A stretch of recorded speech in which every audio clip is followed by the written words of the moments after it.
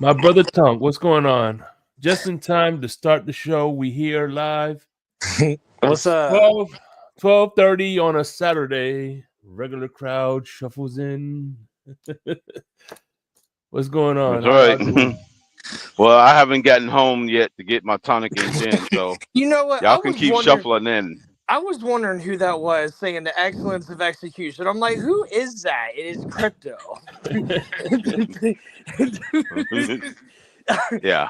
From now on, I'm just gonna go ahead and guess that it's crypto whenever I see a name that I'm not familiar with. Yeah. So Yeah, the whole crew is here, and we let's hit this intro, and when we come back, we'll discuss what we came to discuss, and we're still all trying to right, figure that one out. So get into it. hell yeah.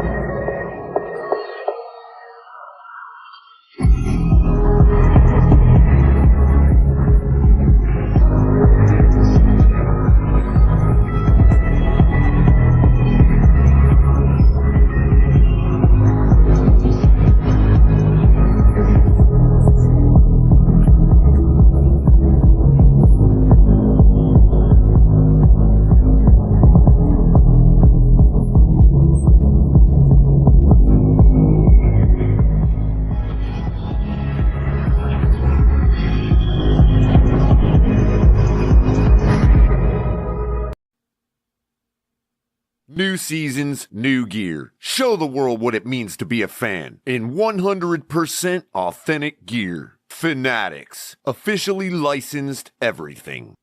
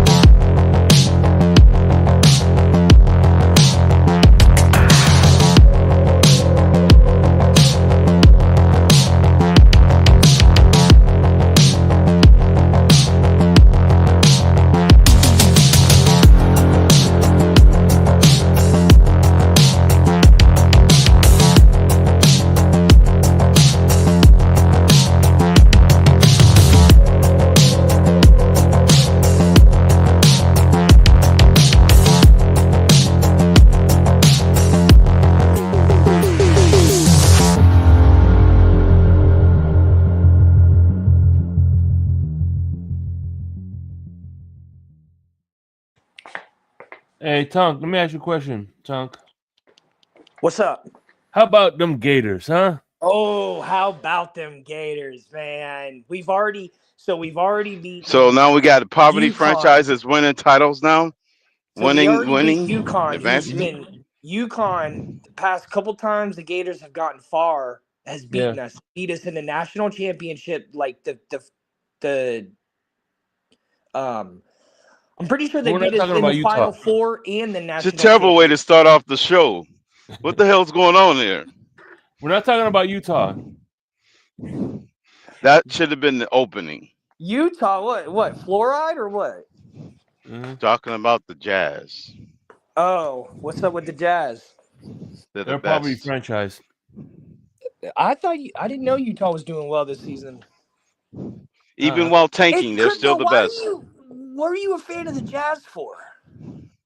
I have a deep history with the Jazz.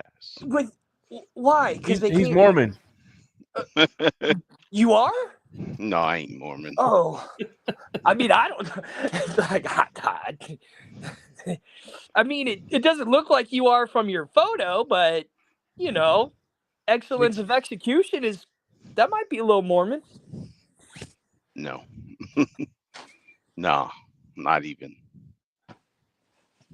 Oh man. The best thing about Utah is the speed limits. I don't know what the speed limit is out there. It's probably not 80 even a limit. 85 miles an hour. Sounds like Montana. Joe In the Montana? states where nobody drives. Yeah. Yeah. That's Where pretty it was much 85 miles an hour, it was flat and there was nothing around. nothing around. Yeah. And it's like, well, thankfully we can go that fast. You just better Yeah. not have. The Dakotas and Montana had a no speed limit, variable upper limits. But What's going on? yeah, the Gators. That was a close one today, though. Yeah, I heard there was a comeback. Yeah, they had a little bit of a comeback at the very end. Gators win. Yeah. They had a little bit of a comeback at the very end. Gators win. Feedback here. Echo, Ali. Background. Hey, by the way, Some background segue, noise. man. Check out. I'm gonna be copying this. I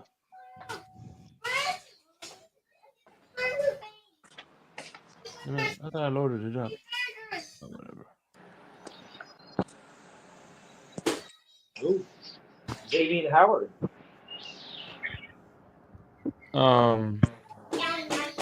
Yeah. So this Friday, damn, where'd you go? So this Friday, I'm gonna be getting this shirt right here. Yes, sir. Yeah, and this summer we're taking another photo, so I can put on that shirt. We'll have one for next year. That'll be next year's edition. Yeah. HB needs to make a freaking TMI shirt. Well, you gotta give him the only reason he makes those is I give him the concept. He makes the concept. Just text him. Man. Well, I'm not gonna lie. The logo, he did come up with that Insomnia logo that's on the right hand side. If he wanted to, he already made that one. Remember, he made that one.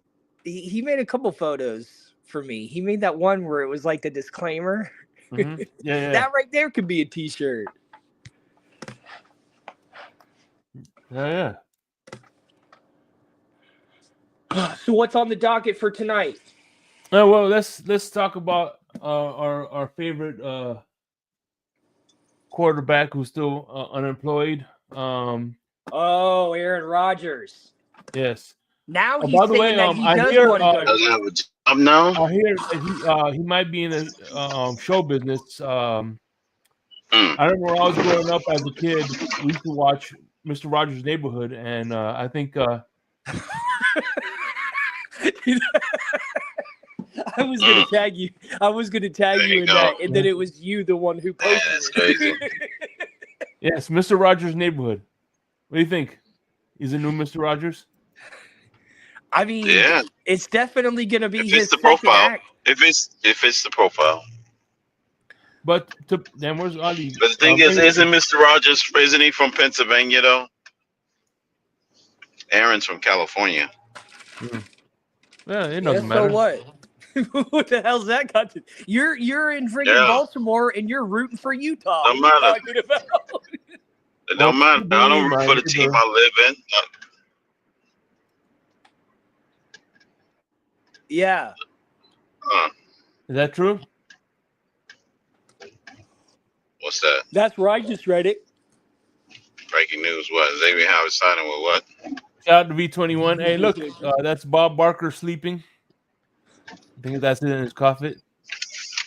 And those people behind him are screaming for the Price is Right. Well, I don't know. I'd rather have this Mr. Rogers though. Yeah. That's funny. That's really you need funny. the Mr. Rogers where he's flicking the camera off. Uh-huh. Actually, if you know the history behind Mr. Rogers, I don't think he'd use a shotgun. I think he'd use an M16, to be honest. Damn. Yeah, he's a former Marine, right? Yeah, in fact, there's a reason. They say that the reason he wore like the long sleeve shirts is because he had a bunch of tattoos and stuff on his arms. Dope. That's Yeah. dope. That's what I Mr. heard. Rogers. That's what I heard. Now I that's don't know a how true true G. it That's is. a true G right there. I don't know. That's an OG. That right makes there. sense. Mm-hmm. So That will That's make kinda like- sense. That's kind of like me because a lot of times I look real nerdy, but then I'm like, I got a bunch of tattoos. Like I like to say, it was like that episode of South Park where it shows Bill. It was Sony versus Windows. And it was the guy who created Windows. What the fuck is his name? Bill Gates. Bill Gates. And he fought the Japanese guy, and Bill Gates takes his shirt off, and he's like covered in tattoos. And he kills That's the funny. Japanese guy. That Like is I mean, like he's like hilarious. completely covered in tattoos from like the neck down, but you never tell because he always has a long sleeve shirt on. That's fine. Oh man. They make good OLED TVs. Sony does got some good ones. Privia,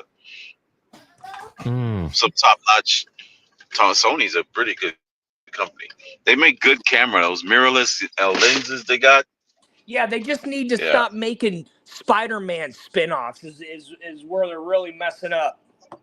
Yeah, they never been good in movie productions, I guess. A CGI though technology is crazy. So Xavier Howard, no, that's just a bad rumor, huh? So what? There's no truth to that, right? How is that? Well, why is he? I mean, how? Where did he get that information? If it's a rumor, I mean, if it's not true, Because like, it probably came up. How would he know specifically it's 1 year for 8.35 million? If I mean, people Could just be be made making up. that shit up. He's Yeah, just you can making make it that up a bro. little It's not cost. real. It's Yeah. not real. Yeah, you can make that up. You can make up numbers. You can throw it in there. This is why growing up, I was so what is it called? People used to call me gullible, and it's not because I was gullible. I just believed when someone would tell me something, I just considered them to be honest. Yeah. And so That's because you have the tendency to see the good in people versus the bad. I guess because I'm just a very honest person, it just for a long time I didn't realize because my mom was always a very honest person, and so that's the way she raised me. And then I didn't hang out with people that lied a lot and stuff, so it took me a while to understand people because I used to be super gullible. Because like if you told me, I was like, I don't have a reason to think you're lying. Like Yeah.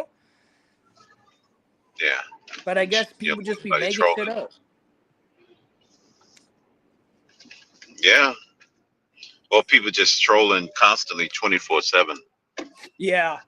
It's a troll society. Mm-hmm. What position does Xavier Howard play? Cornerback. He's a cornerback. Oh, well then I hope it is true because we do need some more defense, and that's a dope ass position. No, you don't think that's true. He's washed up. He's garbage. Oh, He's okay. soup sandwich. No, you don't. Hey, He's soup no sandwich can be He's delicious. soup sandwich. That's what he is. Well, Shake then, that's what he is. He's soup sandwich. Who doesn't want a soup and a sandwich?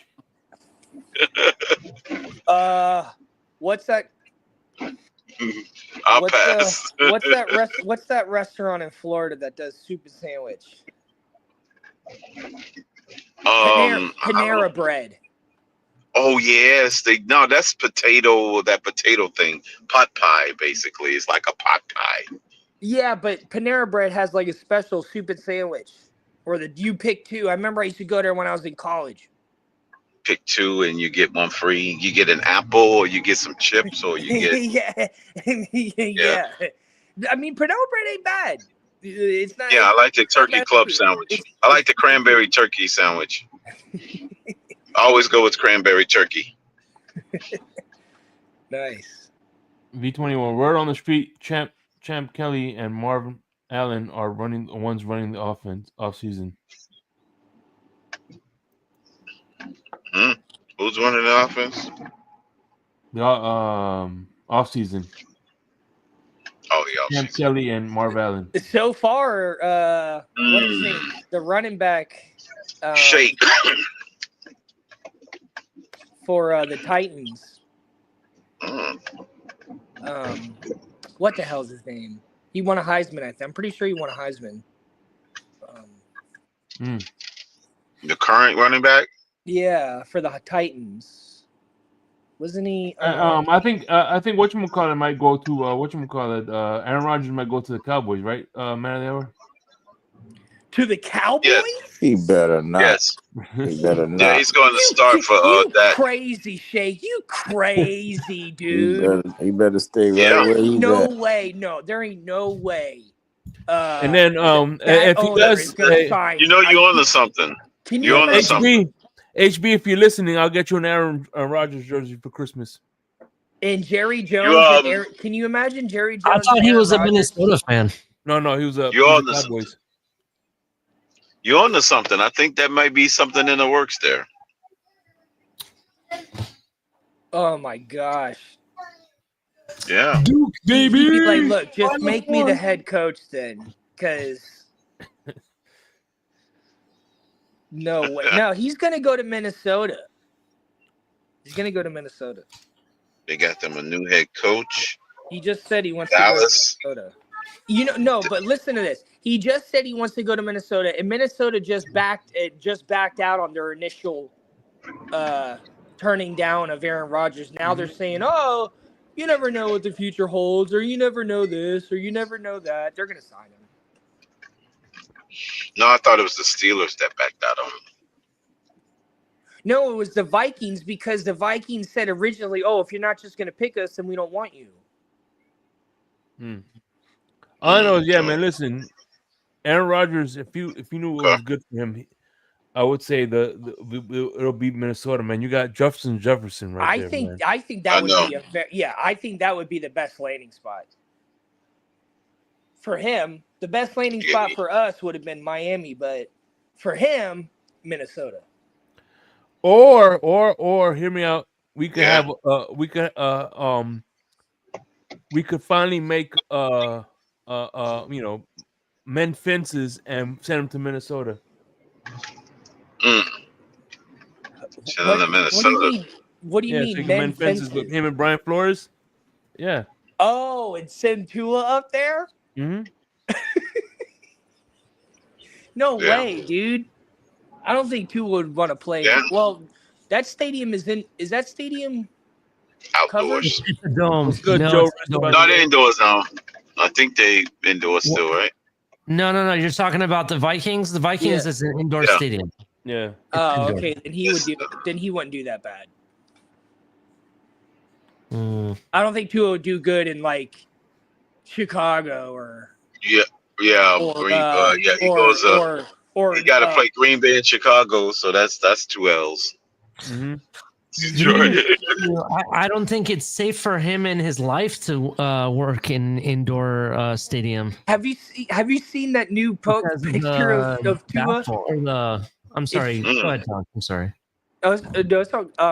It basically looks like freaking Juggernaut, like with a football pad on. I know. I shared it in the chat. I thought it was hilarious. I was gonna share it. I mean, honestly, I don't know why he doesn't dress like that. Anyways, I mean, why not? So you're saying that he should wear the Guardian cap, is what you're saying? Yeah. Well, even more than that, he should have the Guardian freaking shoulder pads and the Guardian neck brace and I mean, I don't know. I don't know. I don't know either. Let's get him. Let's get him some rearview mirrors. I don't know if you. I'm sorry, Tonk, but I don't know if you knew what I meant. Crypto. I was talking about that they play on artificial turf, right? So. Yeah, next turf stuff. Yeah. Yeah. By the way, what is that? They don't like the next turf either. So. Yeah. I don't know. I'm just saying it might be bad for him. Go ahead. For people listening at home, if you guys are wondering what they're talking about, this is what Dude, I don't see a problem with it though. I mean, he No, can't he see. look. He won't No, have the blind side is going to be more like the Bro, fucking. he doesn't The need to thing do that. is- They just need to give him the ball and have him run, bro. He looks like a Yeah. running back. Hell, You know what he really looks like? He looks like Derrick Henry without the pads on. What is No, it? you guys are missing it. No, you guys are missing it. He looks like Juggernaut from X-Men. That's what I'm saying. Oh, That's what I Marvel. said. That he looks like Juggernaut.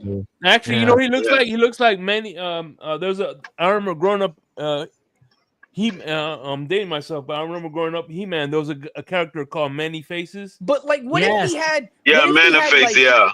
What if Many he had Face, little yeah. screens? What if he had screens to Yeah, the that's left and the right? Many-Faces too, yeah. Maybe like to the left and right of his eyes, he had screens to where he could see around him. Then he could fucking. I mean, I honestly think the NFL is going to lead in that direction, anyways. Right. I honestly don't see an issue with it. I'd rather see that and less injuries than.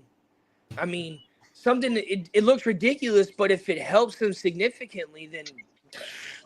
What's wrong with these people in the streets? But I don't know how other players would get impacted by something that big. Or maybe what Brian Cox used to wear. I said that before too, like that thing that Brian Cox used to wear behind that neck brace that he used to wear. I think they call it a neck guard or something. Yeah. Yeah, it was that little pad at the back of his helmet. Yeah. It was like, yeah. So it kind of reminds me of what they did in NASCAR after Earnhardt died. They changed up the seats so that your head doesn't really move that much. Yeah. It stays more stationary. So if you get in a wreck, you don't follow around as much. Right. There's a lot of people that wear protective padding over the years that kind of added. What's his name? Wore one around his neck collar, Kramer, because of that pinched nerve. Yeah, old quarterback. But Tua, if he wore that in the game, maybe we extend him, get him a $300 million contract. I mean, you know, Heck, man, I'm tired of this weak ass quarterback. Goddamn second.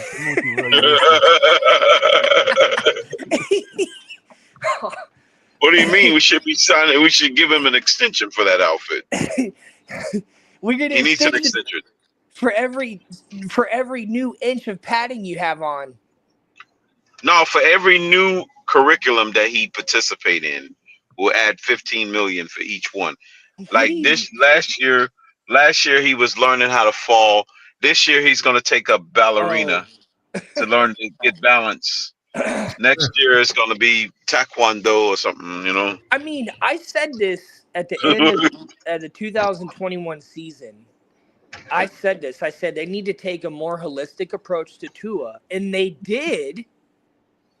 And then his season in 2022 was really good.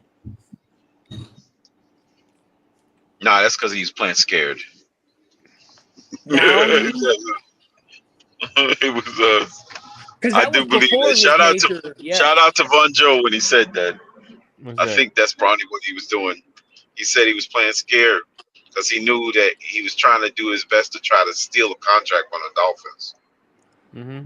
Oh, right. He was on the highway mission, so he played scared enough, not as loose, so he can play all the 17 like Kanye games. West said, I guess we'll never know. Yeah. He hoodwinked the Dolphins management to believe that was going to be something.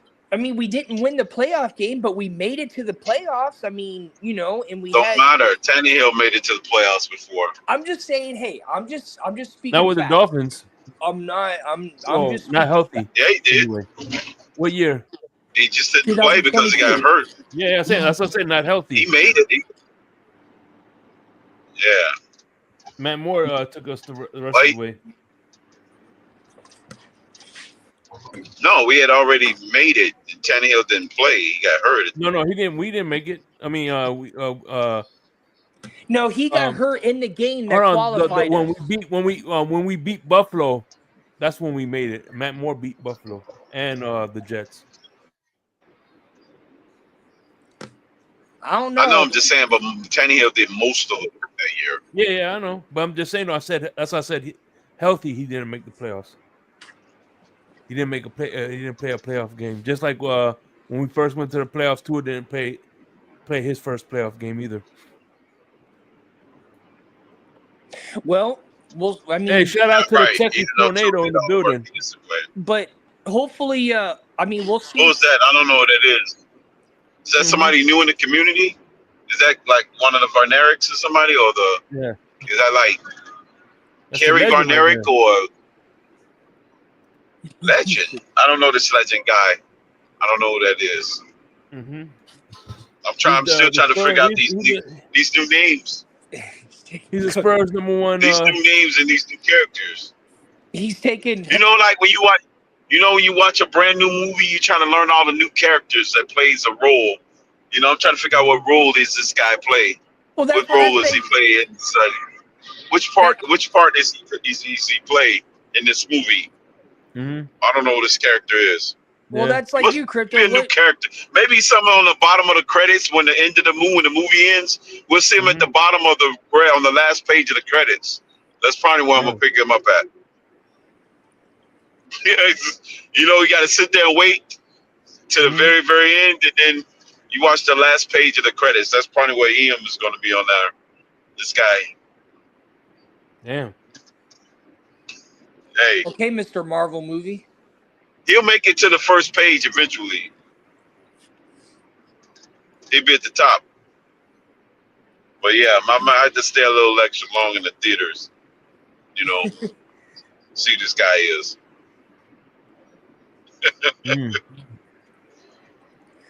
You mean you didn't go see? Oh man! All right, listen. You want? All right. Since you don't know who he is, I'm gonna introduce you to him, the Texas Tornado himself. He is here. What's going on? Shake money. He's actually making an appearance. Shake. What's going on, Ian? Yeah. Hey man, gentlemen, what's good? What's going on, man? Way, did you? Who's this guy? Did you see Tua's new helmet? Yeah, I saw that, bro. I was like, okay, you know, I don't have much. I think it's what he should be wearing. That's a good one. No, but I don't have much to say about that, bro. No, he can't wear that helmet. I like realistically, he can't. And realistically, he can't wear that helmet because he can't throw. He can't look to turn to to make those throws. But that's what I'm saying. It's probably got video screens in it. Shake. Yeah, you're gonna put some TV screens in there. He'll have a screen on the back. You can throw in that helmet. Screen on the back, like his homies with their back in the day when you'd see people with nice cars, they'd have screens on the back seats so people behind them can watch. Goddamn. That's man. That is crazy. That is crazy. That's a juggernaut. Oh. We're gonna call him Q-Anot. His name is Q-Anot. Ali, man, that's crazy. Ali, what's going on, man? Not much, man. I'm just enjoying the great day my college team had today. The future 2025 champions, Duke Blue Devils, won in great. Oh, you a Duke? You a Duke fan? Yes, I'm a Duke fan. Okay. I actually, believe it or not, if I had video on, I actually have a Blue Devil tattooed on my arm. So that's legit. That's how much of a fan I am. Okay. Well, what's up? I can't hear you, Talk. Speak a little bit louder. Ali, wait a minute. I'm not being sarcastic. I couldn't hear you, man. I'm sorry. Ollie, how are you a Blue Devil fan? Where'd that come from? Oh, okay. So my dad's best friend, longer than even I was born, him and his wife were high executives that worked for Duke University and lived in North Carolina. And every year during the summer, we would go to North Carolina for vacation. And one time, going in the spring, out of nowhere, it was during the spring. I got to go to a couple Duke games, and it was really cool. And I became a Duke fan. Sweet. And Not a bad team to. Coach K, Coach Yeah. K, Oh yeah. legend. Mike Him and Krzyzewski Bobby is Knight are one of the all-time great. all-time coaches, in my opinion. And that's how I became a fan. But yeah, that's where I'm at. And it's funny. I wish Tony was here because Tony said that Alabama was going to whoop Duke, and he took Alabama, and that didn't happen. So, Ollie, do you have a Ohio State tattoo? No, I do not have an Ohio State tattoo. That's crazy that you have a Duke tattoo. I don't even have a Dolphin Ohio tattoo State because I ain't never heard you talk about Duke until today. But I've always heard you talk about Ohio State. I know you've always heard me because this is a football channel. It's not really a basketball channel, to be honest. Like I'm a Laker fan too. Not a lot of people know that. Yeah, but I'm just saying, like, I don't know. It's it's all good. It's all good. I have. It's weird. Like there's only 2 Ohio teams that I like, and one I'll just root for just because there's no other team I like. I'm a huge Ohio State fan. That's my college team. No one will change my mind. And the other thing is, when baseball's on, I'll root for they were the Indians, and they're still the Indians to me, but the Guardians. Yeah, So, I'll root for them. So if Ohio State was in a national championship basketball against Duke, mm-hmm. Who are you voting for? Who are you rooting for? Duke University, baby. Oh, okay. But if it was football, of course you'd root for Ohio State. It's Buckeyes all day. I'm not going to root for any other team. Right. I'll take that back. Funny. That's interesting. I'll take it back a little bit. I respect the Hurricanes, and I'll go to Hurricane games, and I'll root for them. Okay. But when it comes to Ohio State, I'm sorry. Nobody is going to. I'm never that. Right. Yeah. But that's interesting, though. I don't know if I could put another. Maybe UW, since I've been to so many UW basketball games. Yeah. But I don't know if I could still root for them over the Gators.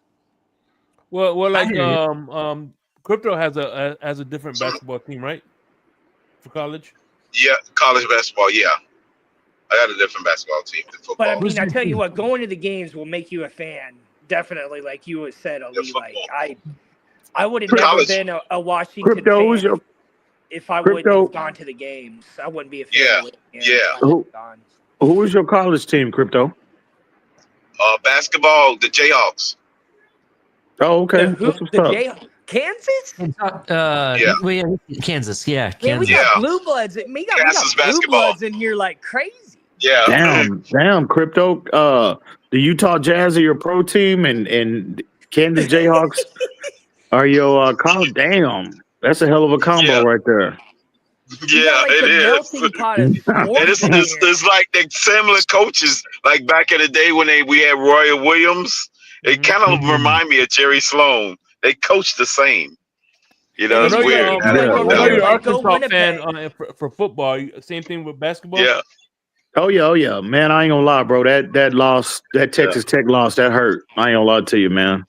It's gonna take. That's your team, Texas Tech. No, the Razorbacks. The Razorbacks. Yeah. They were pretty much dominating that game, man. They pitched that game away in the last 2 minutes, and but that it's gonna take a little while for me to get over that one. But yeah, definitely Razorbacks was good. They had some good teams back. Through the 90s, they had some good teams. They went to the Final Four.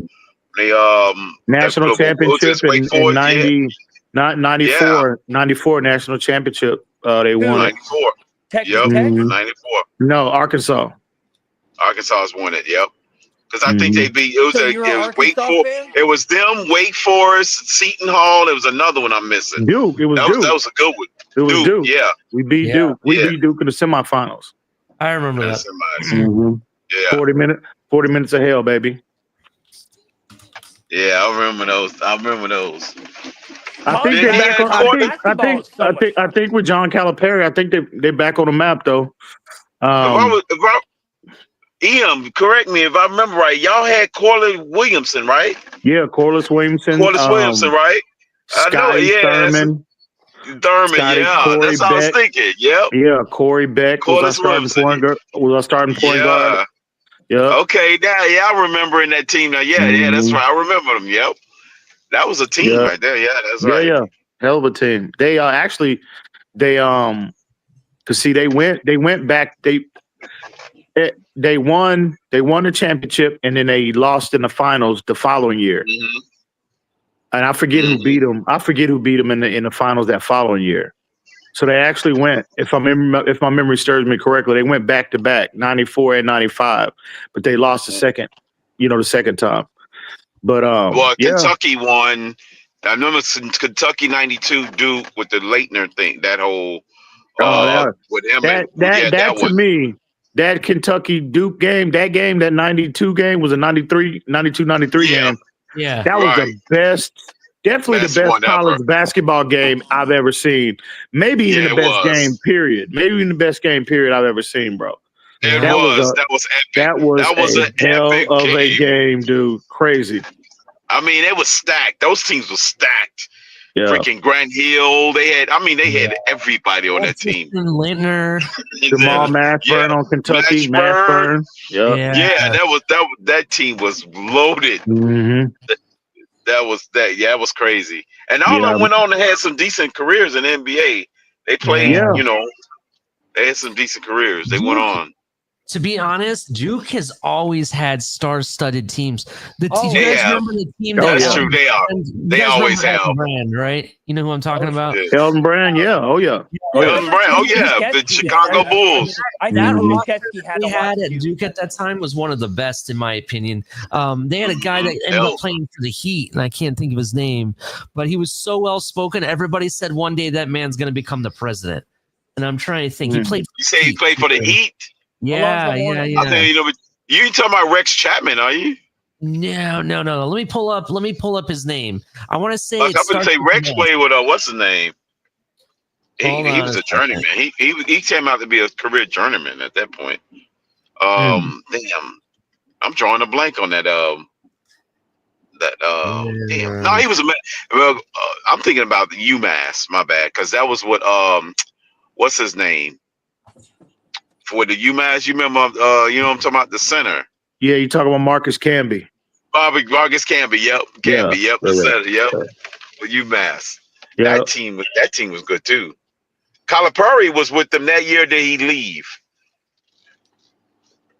He used to coach them.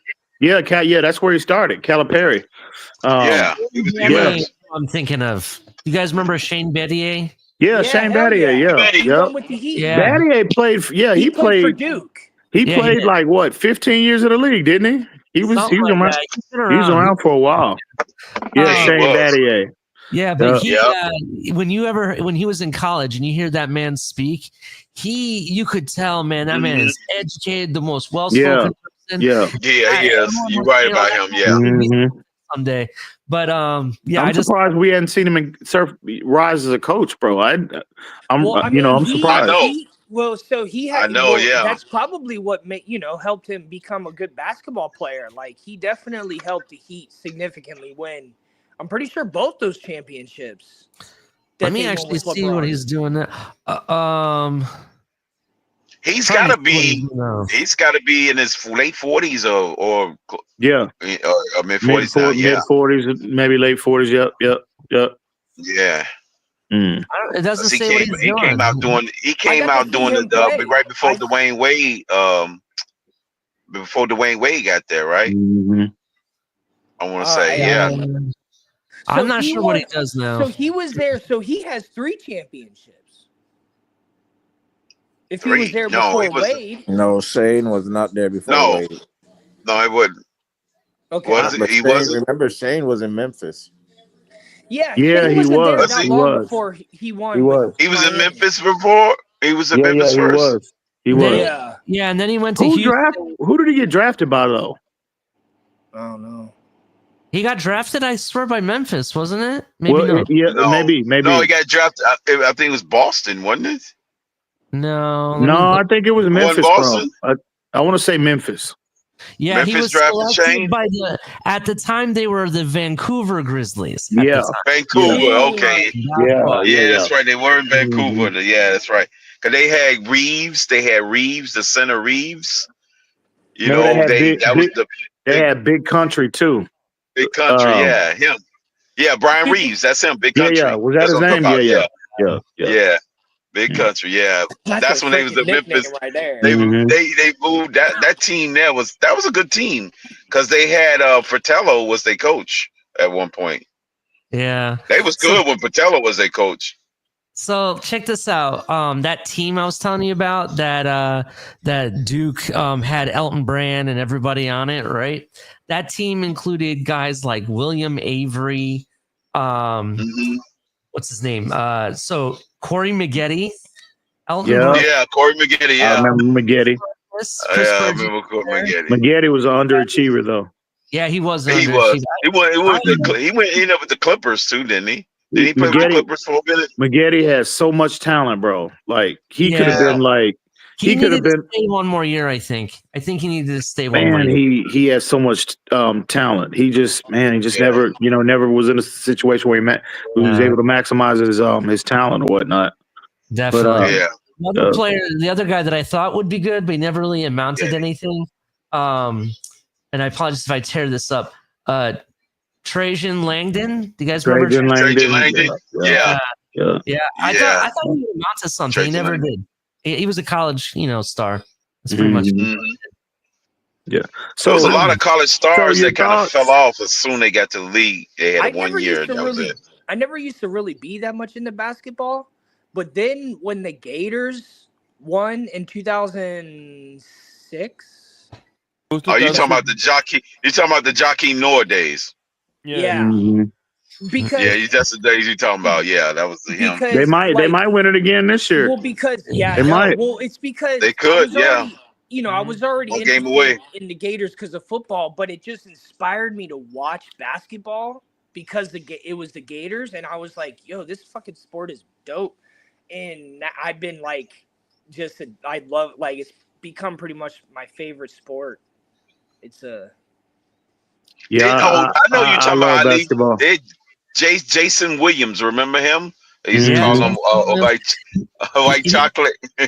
Yeah, He Jason played for Williams. Florida. He was with them too. He played. Motorcycle accident, I think, crypto, and motorcycle accident. Yep. And then he ended up getting into what do they call commentating and stuff, and It's all right, He's made it's weird when you got two Jason Williams. They had the other one that got, and there was another one that came out too. Remember, he played with the I want to say the Kings. He was from Marshall, right? He played for Marshall. Yeah, I know who you're talking about. He ended up playing for a lot of teams after the Kings, though. He went to several teams, I think. That was crazy. Because the other one, Ali, the motorcycle incident was the Bulls. That was the Bulls. Ali, so what are your thoughts on this current Duke team? Who do you think is like the best player on the well, I mean, I'm pretty sure you're gonna say Cooper Flagg, which I agree with you. But yeah, your thoughts on this current Duke team, and potentially what like the key components to this team. What do you forecast any of them doing well at the next level, or who do you think is going to be the best player on this Duke team at the next level? Maybe. I will say Cooper Flagg will definitely be really up there when it comes to the NBA. I think he does a lot of things. Now, I understand there are translates right away that think that he's not the guy, he's not a dog or whatever, whatever they say. But I think he can end up being that guy that you want around, that you can win with. He does everything. He's he can play defense, he can score the ball, he can take it to the hole if he wants.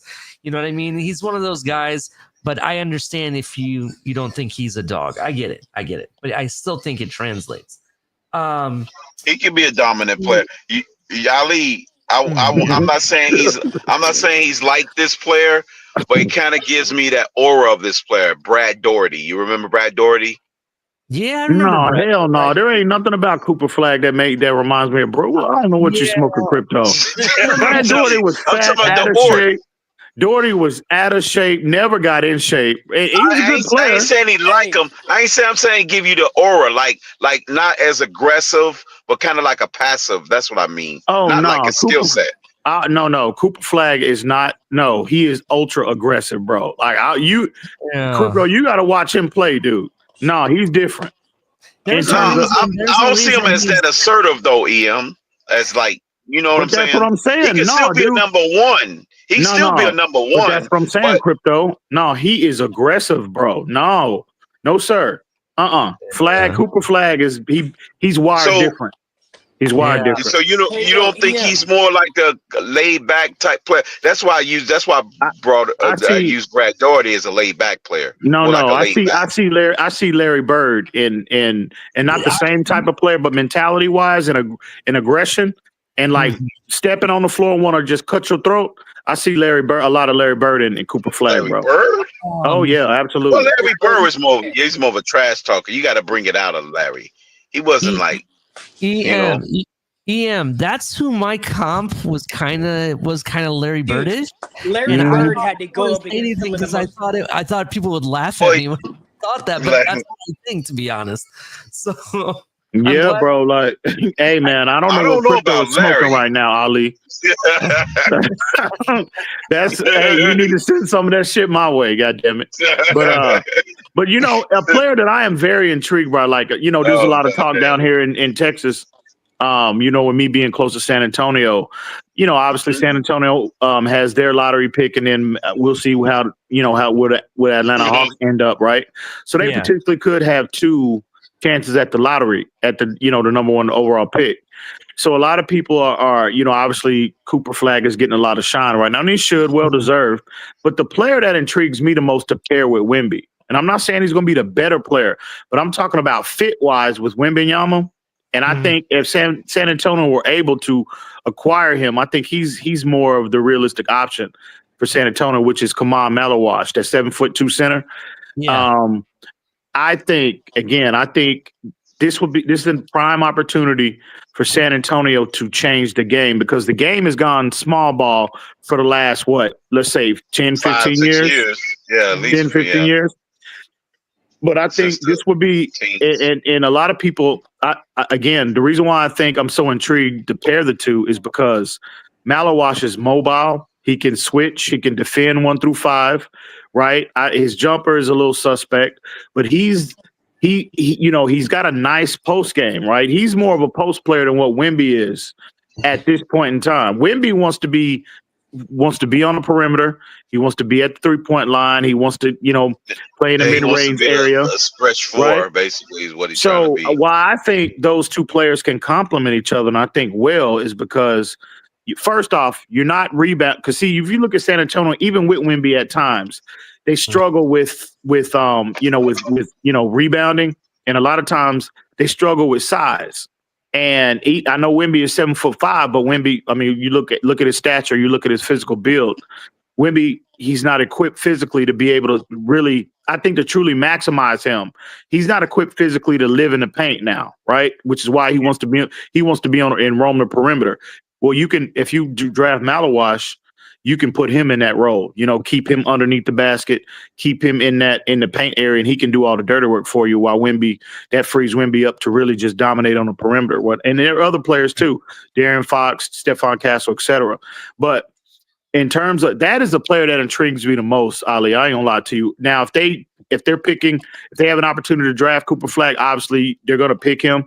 But I just think if you pair Malawash with Wemby, you talking about they're wiping the glass clean. You're not getting anything in the paint. Like, forget about trying to, get to the rim. Forget about that. I think potentially they could position themselves to have a Tim Duncan and David Robinson like impact, I think. Now, Malawash is not the player that David Robinson was offensively, but I mean just from a rebounding perspective and a defensive protecting the rim perspective, I think they would complement each other extremely well. Am I crazy about thinking that you think, Ali? No, I think you're absolutely right. Yeah, but when you said earlier about You've been the in that NBA cabinet, Em. being small ball, it's been Golden State that's really been the one to push small ball, because Nikola Jokic won. He's they didn't do much small ball with him. They had him, and then what's the other guy? Aaron Gordon, and then let's see, who's the dude? The Greek Freak. Hey, real quick, man of the hour. What'd you think of that? Because I really want to hear your opinion about what Ian was saying. If you About what, the Spurs? yeah. I mean, I just think they got their guard with what is De'Aaron Fox. They just need to I don't really know the dude they're talking about because I'm not really into like college ball like that. Hold on. But they do need to fill in some holes in that roster. So they're good for now at the 1-5. It's like, well, Castle is nice too. Castle is rookie of the year. Nice. He had against we played Boston tough today too, but they lost. But Castle had another 24-8 game. I mean, he's had I think he's got the most 20-point games of any rookie. I mean, you look at him, he's leading the rookies in every category pretty much. What about Bronny? Hold on, isn't Bronny winning? No. Yeah, that's cute. That's real cute. But well, you can elaborate on that, Shake. Yes. I will say this though, LeBron, Bronny James, Bronny James is playing a lot better though. It's like he's turning the corner, bro. He's improved, yeah. He is definitely getting better. I'm happy for him because the whole dynamic with his daddy and everything. And listen, I understand. If Bronny was my son, and I had the opportunity to do the same, I would do the same thing, right? Looking out for my boy, but you got to understand there's repercussions that's coming with that. There's expectations that come with that.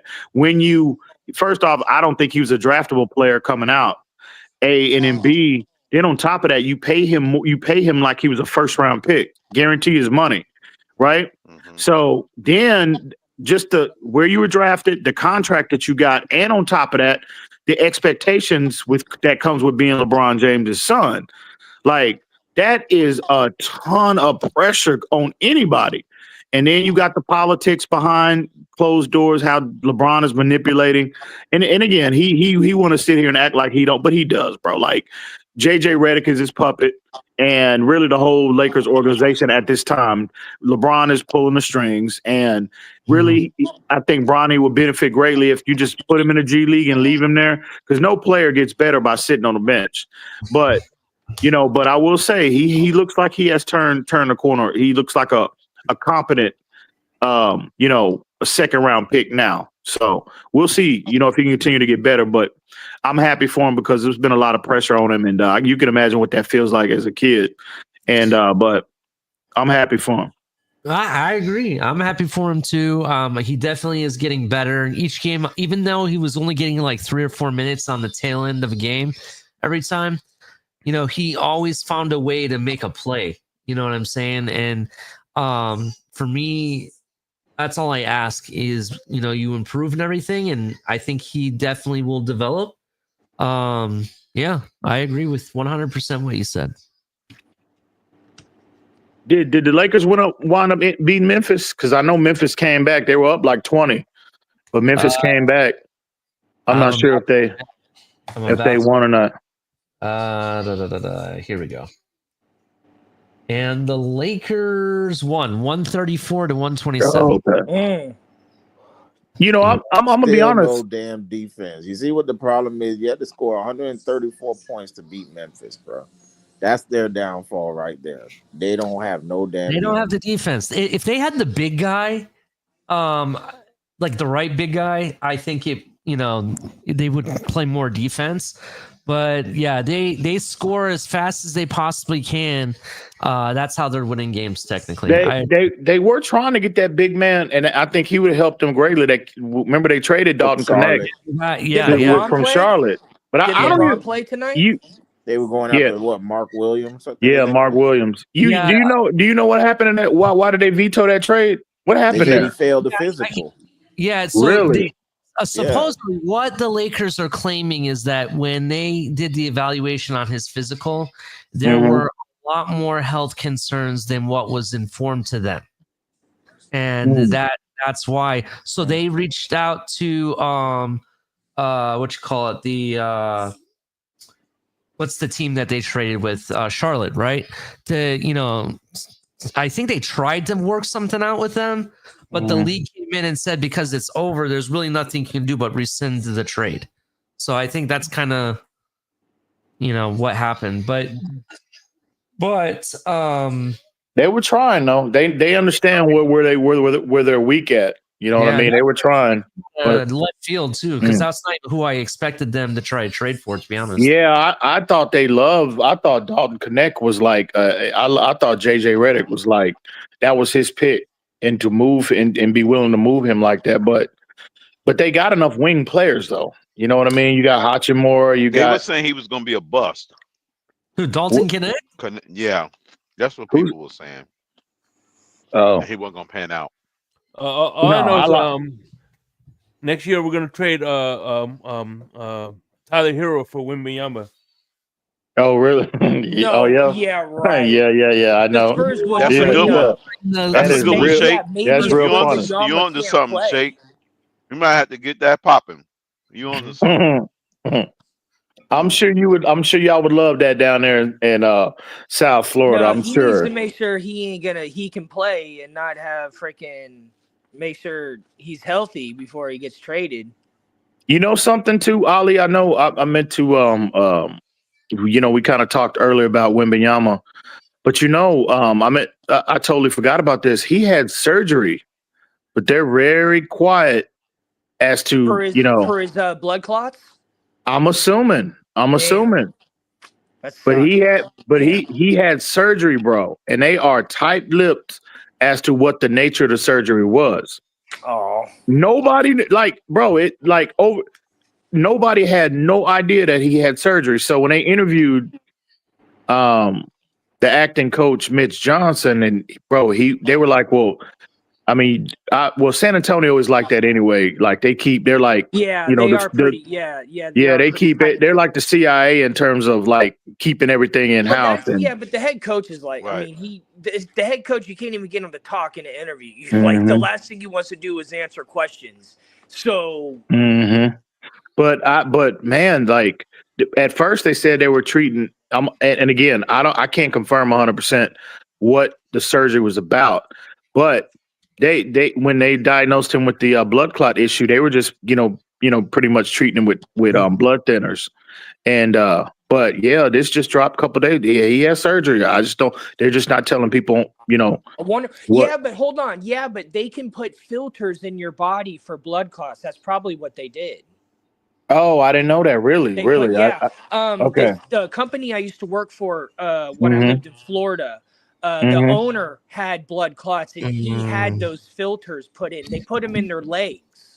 So, really? Okay. Yeah, I heard about that, Tom. You're right. But regardless of where, like but I mean, his blood clots are in his leg. But from what I understand, that's where they put the device, anyways. What's being reported in the news is that Wembanyama had surgery to correct his deep vein thrombosis, is what it's called. That's what that is. That's exactly what that is. Yeah. So he has thrombosis, and this was to correct that. And that, I think, from that, the thrombosis is how he's getting the clots. They put things in your they like put it in your veins. They put this little piece of equipment in your veins that filters your veins. So, and I mean, you being a professional athlete, you have to really be careful with that because it's all. I mean, I've been thinking about it a mesh. lot. It's like a little right. Mesh. Yeah, it's like a filter, but that stuff has to heal, and your body has to get used to it. That's that's a foreign object. So hopefully, he had the issue that he had. It was in his shoulder, so it's not. It was in his shoulder. So that's a little more encouraging because when you get to having surgery on your lower extremities and you're a basketball player, especially at his size, you know what I mean. It's already difficult anyway for a player that size. Exactly. But that's exactly that's probably what that procedure you're referencing right now. That's probably what the surgery was for. So, Man, yeah, that you know. Listen, I'm not. I'm gonna lean on It's a non-contact injury too. When you think about it, it's not like it was related to. Well, no, you no, know, actually, no, actually, it was he. So it this what wasn't. happened. This what they think happened. This well, it's a theory. Oh, for Only real? the They think it doctors was know an exactly what injury? happened. Well, he had a. We played Memphis, and he he dove for it was him and his Memphis. I think it was Zach Edey. I think they were diving for a loose ball, and he fell on top of him, and you saw him his right shoulder. It slammed up against the floor like it went like there was no break or anything. Like his shoulder went directly into the Direct contact into the floor. Yeah, and Edey fell on top of him, and he kind of sat there for a minute, and you know he shook it off or whatever. He finished the game, but then a couple games after that, you know, you would see him just kind of favoring that shoulder. Then on top of that, you know, they couldn't understand why he was so winded at times, you know, because Wemby keeps himself in peak shape, and you know they couldn't figure out why he was so winded. And you would see him during the game, you know, he would just be calling to come out because he looked like he's about to pass out. Then, you know, I think it was after the third game, they were like, well, let's just get you checked out to make sure everything is good. And then that's when they found the, you know, the issue with his, you know, with his shoulder. So, but yeah, it was, well, in theory, not. His last game was the All-Star game. Yeah. Well, yeah, this was right before this was like, right after the All-Star game, I'm assuming. Or right. Yeah, well, I mean, because his last game was All-Star game. Then when they had that, you know, they came back like that Wednesday or Thursday, and it was announced during that week after the All-Star game, like right just before their first game back. Yeah. You correct. And then they announced and he was done for the rest of the year. But you would see him, bro. He would be calling out. He would just look gassed in the first quarter, you know. And they're like, "What the fuck? You already calling that, you know?" Because I'll be screaming at the TV, "What the fuck is he calling to come out the game for?" And you know, we 8 minutes in, and but I'm just glad they caught it early enough. Hopefully, their method of treatment can really kind of, you know, make this a non-issue like long term, because that'd be extremely disappointing if because blood clots, they get affected by traveling by airplane. Like I just had knee surgery, and they had me on baby aspirin for the past couple weeks after surgery, and they said don't fly for a while, and it's all revolving around the chance of blood clots. So being a NBA player, like if you can't fly, that's going to really impact your season. But you know, there was several players recently, like Brandon Ingram, and then also Osua Thompson for Detroit just last year. That was his rookie season, and he had the same issue. So you know what I'm starting to think is he was able to recover from because of the jab, the vaccine for. I'm not going to say the word. Cap just told me never say that on here. It gets his fucking shadow banned. But I think there's been and I said this to Ali. I'm pretty sure that's what I said to you, Ali. We should do a broken takes on that vaccine and the rise of blood clots. Oh yeah, yeah. So why is it only in the NBA? Why is it with the football? I mean, I don't know. I'm not sure, but I mean, I don't know. It just seems like it's a trend. To be 100% fair, and just to clarify, we're not pharmacists or doctors. No, definitely not. But I just wanted to point this out before I say this. You don't hear that happening in Major League Baseball. It may not just be vaccines, though. It could be medication in general. So it doesn't matter what type of meds it could be. That those medications could, you have to understand that all the chemicals, the stuff that they put in medicine, food alike, synthetics. Yeah, our body was never meant to actually ingest, right? And to be 100% honest, we don't know what the long-term problems are to the human body when we ingest so much of this I don't want to say artificial, but not meant to be eaten stuff in our body, right? Yeah. So that being said, it could be related to that, but I don't know. I'm not a doctor. I can't confirm, but it very well could be. Definitely. It's a complicated issue. It is a complicated issue. Exactly. Well, it's just like blood clots are just super dangerous. Like they can really do a serious damage to your body. So that's why when people get them, they have to shut down completely because how dangerous it is. Yeah, because it can travel from one part of the body to Yeah, the if it goes in next. your heart or Mhm. your brain, like yeah. Yeah, that's the scary part. That's what I'm saying. I'm glad they Yeah, caught they it can travel, right? because man, that's a serious issue. I'm pretty sure that's what killed a friend of mine. They can cause heart attacks or strokes. Yeah. I'm pretty sure my friend Cody. Oh shit! Who was What's up, that? Mo? Who was Mo? Yeah, Mo? Mo Money. I Mo's a legend. don't know who that is. He's a legend in the community. Never met the guy. More money, more problems. Yeah. Oh man. It's fucking Simpsons. So y'all, is everybody hyped for the draft? Have we? Yes. Well, we got a couple for the more NFL weeks. draft? Well, not 4 weeks. Yeah, Actually, about yeah. 4 months. 4 weeks from this weekend. Yeah, Draft actually, weekend. I'm curious to see what 4 the weekends Dolphins from do. now. It wasn't. I forgot what We'll be up episode. there. We'll be on the clock. We just did an episode not too long ago about the draft and what the Dolphins might do. I think Ali talked about that the last time we were on with Cap. One of the last times we were on with Cap. Yeah, we talk about a lot about what we think they may or may not do on 4th and 10U. But I'm just gonna do a quick shout out on 4th and 10U. Our next 2 episodes will be our complete one and only mock draft of round 1 and round 2. Just so you guys know. Hey, Shake, Mo was asking for the link, bro. Drop that goddamn link. He's only what you call. Well, I don't know who that is. I can't drop the link. Yeah. He could drop the link. He just don't know who that is. No, oh man, last week you missed last week. True Talk was here. Oh my god, holy shit!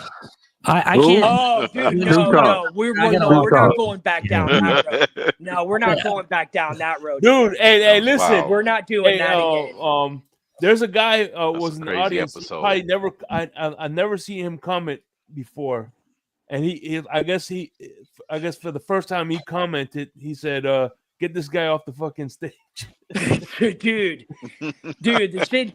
It was like that was a wild episode, man. Yeah, he was saying that. Definitely Yo, are you like that guy is definitely a flat earther? Because remember how we said the Earth is round? He didn't say the Earth is a globe. I was like, I knew it. You're a flat earther. I freaking knew it. No, what he was saying that apparently OBJ Hey, it's Moses. on each other's laps on slide, whatever. He's giving us details about that slide there. What's up, man? Mo, what's good, bro? Man? What's up, man? What's good? Oh yeah, you don't know me though, huh? You don't know who I is? Yeah. Nice to meet you, bro. Good to meet you, man. Okay, how are you? How are you, good sir? What's going on, fellas? Hey man, chilling, bro. Chilling. I was we were just sitting here kind of drinking a little bit and just listening to music. We normally do that on a late Saturday nights and shit. And I saw where I clicked on YouTube. I was like, damn, Shaking Crypto, they live right now. I said, let me hop in here and see what they talking about. I hadn't been on YouTube in a while.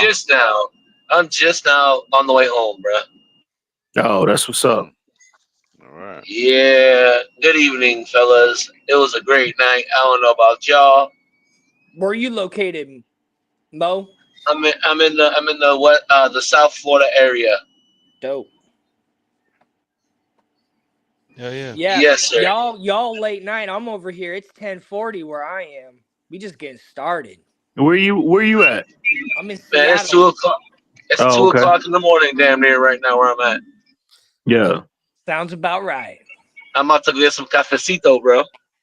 That's what I miss about West Palm, man. All them some of them late night Cuban restaurants, man.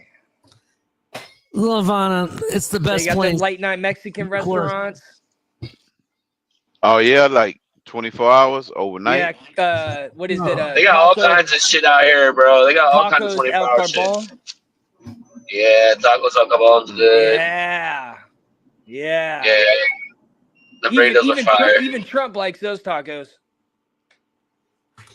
But yeah, y'all fellas, I'm about to go home. About to go roll a nice little fatty up, chill at the crib, and Roll and up drink a another beer. Y'all been on IPA kick, bro. Like this 10% beer that's called Florida Man. That shit tastes like grapefruit. Oh That shit's yeah. fire. Yeah. There's It tastes like grapefruit, bro. It's pretty good. I used to live in St. Petersburg. They probably just added And some grapefruit they got juice a in there. shit ton of breweries in St. Petersburg, a bunch of breweries, and they got beer that's like 10%, 12%. You have a couple of those, and you're fucking Bro, you good, get like a dude. 6-pack. You get a 6-pack for like $12. You have And a couple bro, that 10% shit is beers. gas. Bro, you drink 4 of them, you like, damn, okay. Like this is some good stuff here. That was one of the few beers that I actually liked. I think it was called like White Shark. There was one, and it was like 10%. It was pretty decent. It was like Stella. It kind of tasted like Stella Artois. But it was real smooth, and man, I had 2 of them. I was like, yo, Hey EM, What's good, let me bro? ask you What's let me good, ask you bro? a question. Let me ask you a question.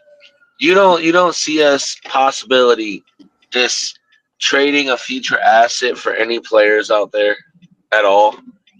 At all. No, I don't. I don't. At least right now. I mean, in terms of tradable assets, Tyreek is really the I'm most not valuable saying asset us. that you have. I'm not saying us trading our players. I'm saying us trading a plick to acquire a player, sir. Well, that's what I'm saying. Like, Tyreek is the tradable asset, and I just don't think financially, not this year. I think next year is more of a reality. Tyreek's gone next year if this shit don't work out and we're gonna blow it up and we're under a new regime. That's when Tyreek's gonna be gone. I'm sorry, gentlemen. I have to head out, but it was great talking to y'all. Thank All you. right, man. All right, Ali, salute, man. Be good, bro. Ali, salute, bro. Yeah, salute to you too, Mo. Definitely. Everyone. Peace out. But yeah, man, I'm just spitballing here, bro. Like, yeah, we're being cheap, but they also know this is the make or break type year shit for them, But Yeah, but I I don't think see when because that's I disagree with that being cheap narrative. I just think the Dolphins, when you think about free They agency, have their price point. They have the price point that I can overpay. Go ahead. Hang on. Sorry. So when you talk about free agency, right? Historically, what are the positions that are normally that teams make major investments in? You got quarterback, you got wide receiver, you got pass rush, you got corner. The Dolphins have all of those components already in house. So there was no need. That's why I couldn't understand the outrage. A lot of our fan base were like, "Oh, they're being cheap. Well, they need to go spend this, and they need." Bro, first off, like who was out there that what player was out there that you can look and say, well, okay, he would feel a big. I can understand if the Dolphins go after X player, right? And he would feel a void for them. There was really no player to make that level of investment in. And like I said, the Dolphins at have least give me a corner though. Give me a decent corner. No, I'd rather go in the draft, bro. There was nobody available that you would say, okay, that was worth $10 million. So let me ask this, bro. EM. So you feeling? Let's just say this. I don't think we're gonna go corner pick 1. I don't think that's gonna happen. Feeling comfortable? You're feeling comfortable with the second round pick corner being starter? No, I think corner is the target at 13, bro. You really think so? I think it's going pretty much a foregone conclusion. Yep. So either Barron, Jahdae Barron from Texas, or definitely Will Johnson. If one of those two are going to be there at 13, and I think the Dolphins are going to sit there and pounce on either one of them. Corner is in play. I'm telling you that right now. You have a preference? Oh, Will Johnson for sure. I look at him. He's a primary. He's been a boundary corner throughout his career at Michigan. I will say, in fairness to Barron gives you that positional flexibility, being able to play inside, right? Being able to he's played safety for Texas as well. So,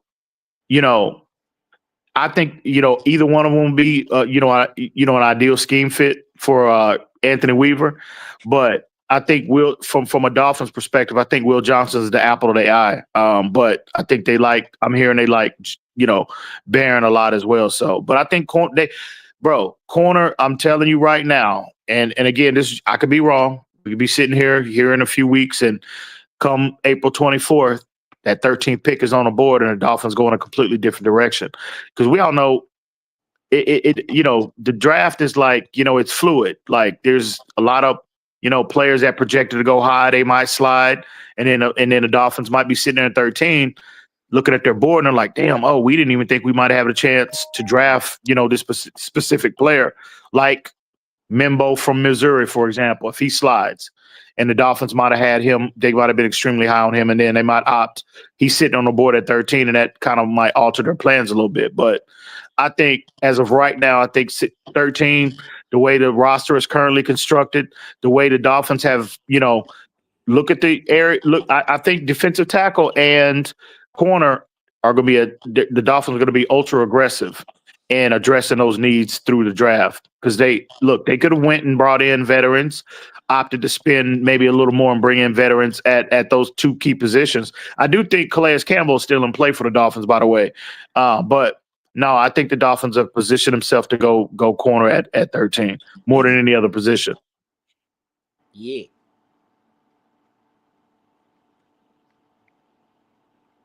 Corner pocket. Corner. That's crazy.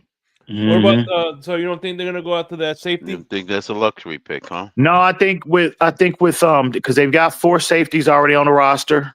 They like Patrick McMorris a lot. Now again, you know who my man crush is. I love Nick Manwari. That's my guy. I just don't think the Dolphins are gonna make invest a 13th overall pick on him or a safety in general. And I think he's gonna be gone by the time they pick it at 48. But I again, you look at the Dolphins. I mean, they've got 4. They brought back Elijah Campbell. They have Patrick Morris. You sign that safety, I can't pronounce his name, from Detroit, and you bring in Ashton Davis, who has tremendous upside. By the way, he just can't stay healthy. I think the Dolphins are pretty comfortable there. That kind of made when they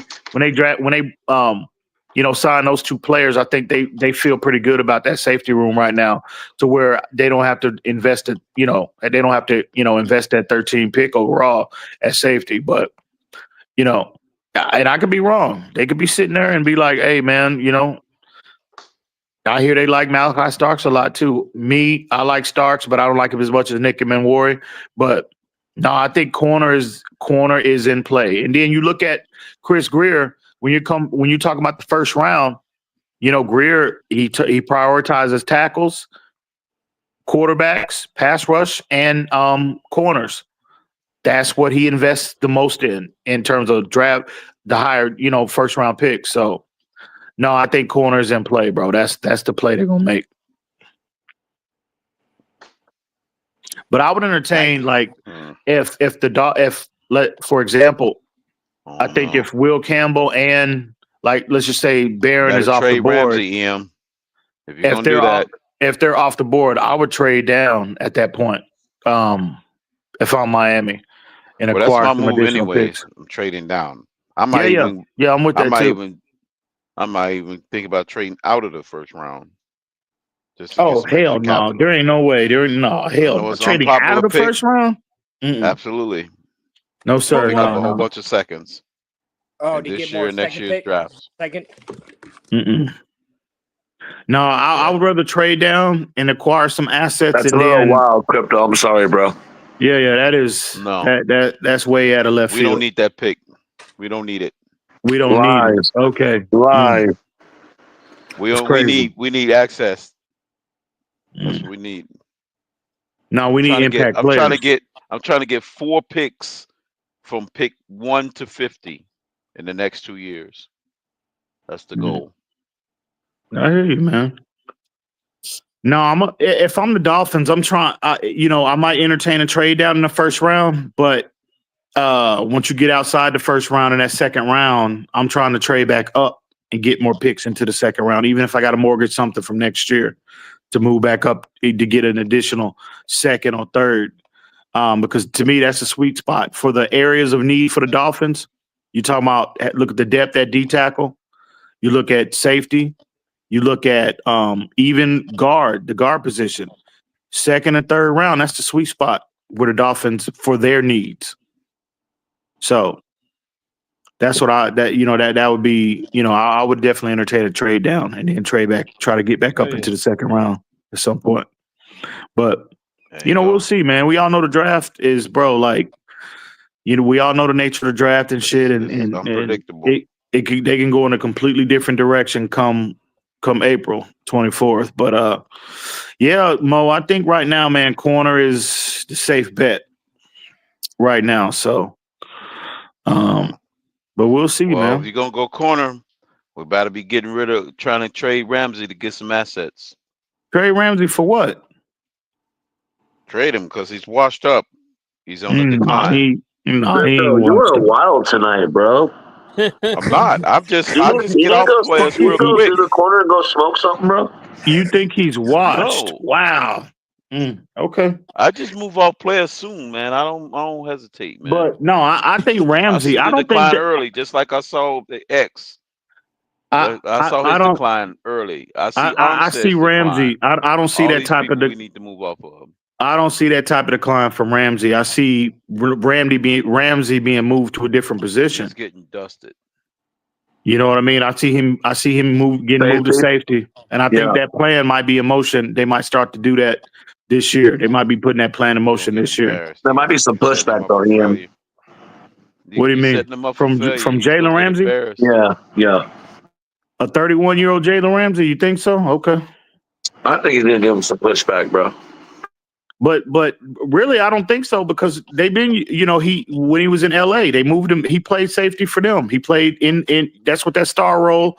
That's the nature of that star role, right? You play in a slot. You play at times. You play as a down in the box as that that eighth, seventh, eighth defender as a safety, right? He's already done that. I just think the Dolphins are going to put that plan in motion to where he's getting more reps in that role as a full time. He's a little longer exactly now. I just don't think so, just for the simple fact he's still going to be our best corner on the field. So I still think he's going to get a lot of the matchups with the number one receiver, unless they freaking give him another matchup with like the third or second receiver and they blanket the first receiver. You know what I'm saying? Well, that's why you make an investment in the 13th overall pick at the position. He's a little long in the tooth, EM. Yeah, he is. That's what I'm saying. Gone are those days, I think, of Jalen Ramsey being that lockdown guy. You can just plaster him on the opposition's best receiver, and he locking him. Those days are over with. That's why, again, he's 31. He'll be 31 this year, or 30, 31, right?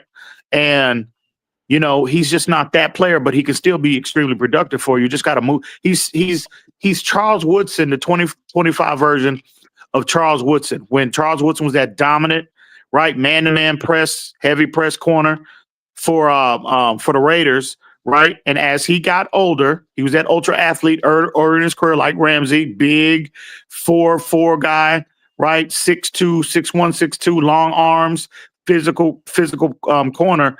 But once he got older and that speed got away from him, well, he transitioned. He's the one that created the star role, to be honest with you, right? A lot of people think Jalen Ramsey recently. No, it was Charles Woodson that made that in vogue. And Ramsey's the same. You look at their, the style of player that Ramsey has been compared to Charles Woodson. They're basically the same player. So I see Ramsey making that transition more inside and playing in the slot, playing in, as that strong safety, that extra 7th, 8th defender in the box, right? Remember, again, he extended his career. I think he played till he was 35, I think, or something like that. And you can make an argument his best years was in that role later in his career. I can see Ramsey having similar success with the Dolphins, once that transition is complete. So we'll see how that works out. But no, I think that'll be the strategy. Right. Now, he's going to have to give some of that money back to the Dolphins. I mean, they're not paying him $20 million to do that. Now, that is where the pushback will come from, Mo. if once they go to shake him down and they want him to come up off that 20 million, well, that's where potentially where the pushback could come from. But in terms of him if it remains on the field, that's what I'm talking about. The pushback. Oh, okay. Well, yeah. That's what I started from the beginning. That's what I was talking about. Well, I'm not talking about the positional situation. I'm talking about the money aspect because we all know what's going to happen. You guys, hey, bro, we are famous for shaking down people, bro. Come on now, we know this. Yeah. So, and again, that might be an option too. I mean, really, to be honest with you, right? That plan might already be in motion because if they go corner, especially a player like Will Johnson, who can just be, again, you look at the profile and you could cross-reference that with Jalen Ramsey, they're the same player physically. Big 6'2", 200 pounds, 200 plus pounds, right? 4'4", low 4'4" guy, long arms, 30-inch arms. Their profiles are very similar. So if you can get if you hit on corner and who knows, you might see an increased development in Storm Duck or Cam Smith might come to life. Who knows, bro? I mean, that'd be a plus for the Dolphins if that happens. But then you can really go ahead and push and make that transition now, sooner rather than later with Jalen Ramsey in that star role, officially in that star role. Maybe that might be a reason why they won't invest in a safety high, bro. You know what I mean?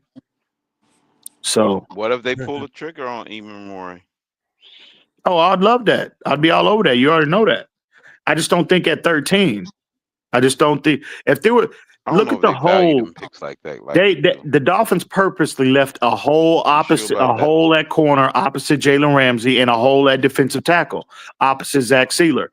They left in left guard too. Well, they even addressed left guard. Now they might not be the moves that we all like and preferred. But I think, you're going to have a two-man race with Liam Eichenberg, and I think that tackle they got from Chicago, I forget his name, but I think they're going to try to kick him inside too. So I think as of right now, we're looking at a two-man race at left guard as of right now. And think about this: four orange jersey incoming, baby. It's coming, yeah. He's going to get it. So the Dolphins left the big bucks. They left two glaring holes at cornerback and at D tackle. I mean, it don't take rocket science to figure out where the Dolphins are going to be aggressive, right? To address those positions in the draft. But you think that corner going to be off the board by then? By 13, you think? Yeah. I'm more the idea we're going to trade back. That's a possibility too, and I'd be with it. I think we're going to be with it. Back. Maybe pick up an extra first, hopefully. If not, get a couple twos, maybe a 3. Yeah.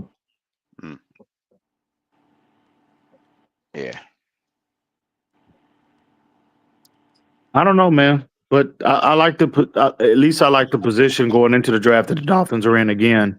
You know what I mean? They one thing you could say about Chris Grier is, he always, from a draft perspective, he always positions the Dolphins to have that, a high level of flexibility. They can go in they rarely pigeonhole themselves. They, box themselves in and force themselves to where they have to go in a specific direction. You know what I mean? So I think that's going to be the case. They can go in. They can go in who knows if Kenneth Grant is sitting there at 13 or Mason Graham falls to him at 13, that could be an option. You know what I mean? But I just think safety and interior positions off the board at 13. I think more is. Do you really believe that shit that Pete was spewing this afternoon? About what? About the 5 quarterbacks going in one round in first round. I don't ever, bro. Pete. I don't ever listen to nothing Pete. Anything Pete comes out of his mouth, bro. Pete, you heard? EM does not subscribe to Pete anymore. He was like his biggest fan. He started, Mo, you heard him though. I finally got Pete to admit that he was wrong about Tua, though, right? You heard that, right? Did you hear him say that? Yeah. Well, I was wrong about some things. I will admit. Oh, okay. Yeah. Hell is must officially frozen over. Yeah, it shocked me, bro. Goodness. Damn. What specifically was he wrong about, Tua? Did he say? He said he didn't even think, because you remember them days, Shake. You've been around since day one, and you remember all the talking about the pushback. Josh Rosen thing? No, he was just talking about. You remember all those people that were anti-Tua? They said Tua would never be a productive player. You remember that, Shake? He was going to be trash. He'll never be in the MVP conversation. He'll never be in a Pro Bowl conversation. He'll never lead the league in passing, et cetera, et cetera. They all said that. There was a lot of people that were saying that. We all know we remember who those individuals were, right? Yeah. So that's what Pete, he actually came out and admitted he was wrong, bro. Man. What did he say about Josh Rosen? Who was Josh Rosen? He's Pete and Josh Rosen take. You know how Pete is. Damn. Josh Rosen, holy shit. You remember y'all crypto Shake? Y'all remember them days? Y'all remember them Rosen wars? Them boy. Yeah. Especially Man, when we gave up that second round for him. It was like he was gonna be the next coming. Oh yeah, bro. Man, I think the Tua situation just went to a whole new level because there was more Alabama fan bases coming. Alabama fans coming our fan over. base. It was a lot of bleed over from them. But them Rosen wars, bro, it was popping. It was popping every night on them streams. Bro, Yeah, I never had no faith in that situation, bro. I was just hoping for Fitzpatrick to do something. I was kind of surprised they was able to pull that off for us to even get him. I'm like, what? I ain't know. I'll tell you what. We might have been sorry, but Fitzpatrick was fun to watch, though. Hell yeah, Fitz was poised to have a Rich Gannon coming if the winner put Tua in. Hey man, you never know. Rich Gannon. Bro, Fitz was on his way. Fitz, you want to play a what if game? I wish Flo wasn't on his fucking high horse and trying to prove a point and let that kid sit for the whole year and to see what happened next year. He should have gave that year to Fitz, bro. He should have. Yeah, bro. He should have. That was the whole plan. Give the year. I think the original plan was to have Tua sit, dog. That was supposed to be the plan, I think. And if they had Fitz, if they would have let Fitz play the whole year, we would have gotten the playoffs that year. You know damn well we had 10 wins. You mean to tell me Fitz as a starter wouldn't have got you one more win to get you in the postseason? Yeah, he would have. Yeah. Come on, man. Fitz, again, he was looking like a second coming of Rich Gannon. And but obviously things didn't go that way. But and that defense was that defense, bro. We were nice. Mm-hmm. Them first, I'm not gonna lie, that second year in Brian, I'm sorry, bro. I wish Brian Flores would have worked it out with fucking Calvin Noy because he was nice on our D, bro. Well, look at him now. He was. I know. He was dominating the last 2 years. Bro, he was directing people in traffic, bro, directing everybody. He had the mic. Remember that, bro. And y'all, you remember the last game? You remember the last game in New England when New England had to play to get the number 1 seed, and we went in Foxborough and beat them. Yep. Man, boy, Fitz led them down on that last drive. That was loving that. I love that shit. Even though it was our draft position, I didn't really care at that point. I don't think it messed up my draft position at that point. At that point, everything was set. That's why I think they.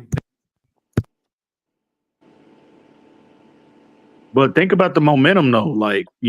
That Fitz and the team had. I think the problem was we started 3-3, even though we did come off of a winning. I think we had a 2-game winning streak.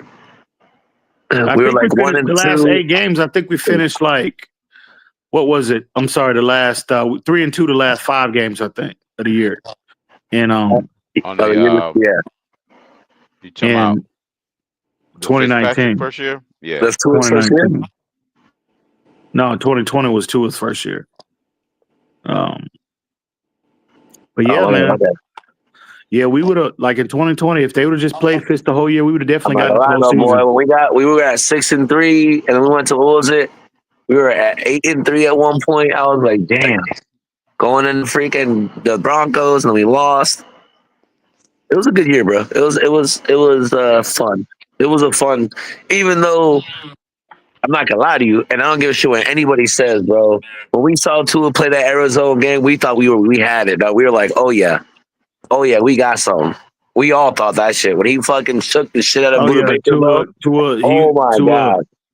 Yeah, Tua. He looked like when Alabama Tua in that game. When he went 1-for-1 with Kyler Murray, and that was when Kyler Murray was balling out. Mm-hmm. Yeah, bro. Yeah. We all thought we had something. Come on now. I still think I don't understand. I mean, I still think we have something with Tua. Tua is a very good player, bro. I think Tua's good. He just hasn't proven he can be great yet. He's not proven he can be great. Yeah, exactly. He hasn't had a great moment yet.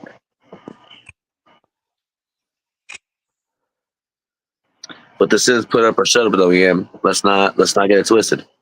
Oh, there ain't no doubt about that. Oh, and he better not get hurt. Oh, he better not get hurt. Oh, I'm not trying to hear none of that. Oh, don't get hurt, Tua. Oh no, sir. That's unacceptable. I can somewhat tolerate, a decline in play. Not much, but no, you can't get hurt.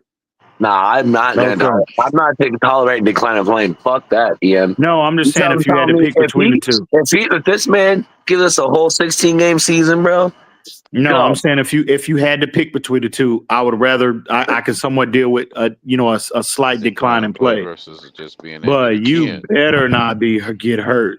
No, sir. You get injured. Yeah, what was his average last year? What was his average? Like what? 220, 230 a game? His average? Will you break it down?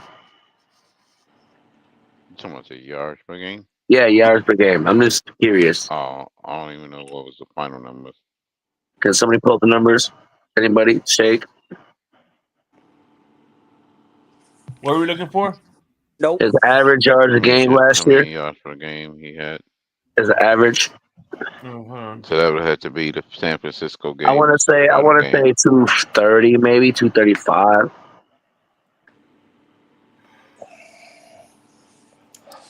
But keep in mind, if Tua, the trajectory that Tua was on, if he'd have played 16 games, he would have had a career year in yardage, at least, definitely in yardage. This year? Yeah, this past year. If you project that out over 17 games, potentially. No, I mean his yardage would have to be higher than the previous year. Well, that's what I'm saying. Tua was. I don't think it was that. I don't think it was close to the other one, was it? Yeah. If he would have played 17 games. Shake has it. What do you got, Shake? Average 7.2 yards, 260.6. Oh, 260. Okay.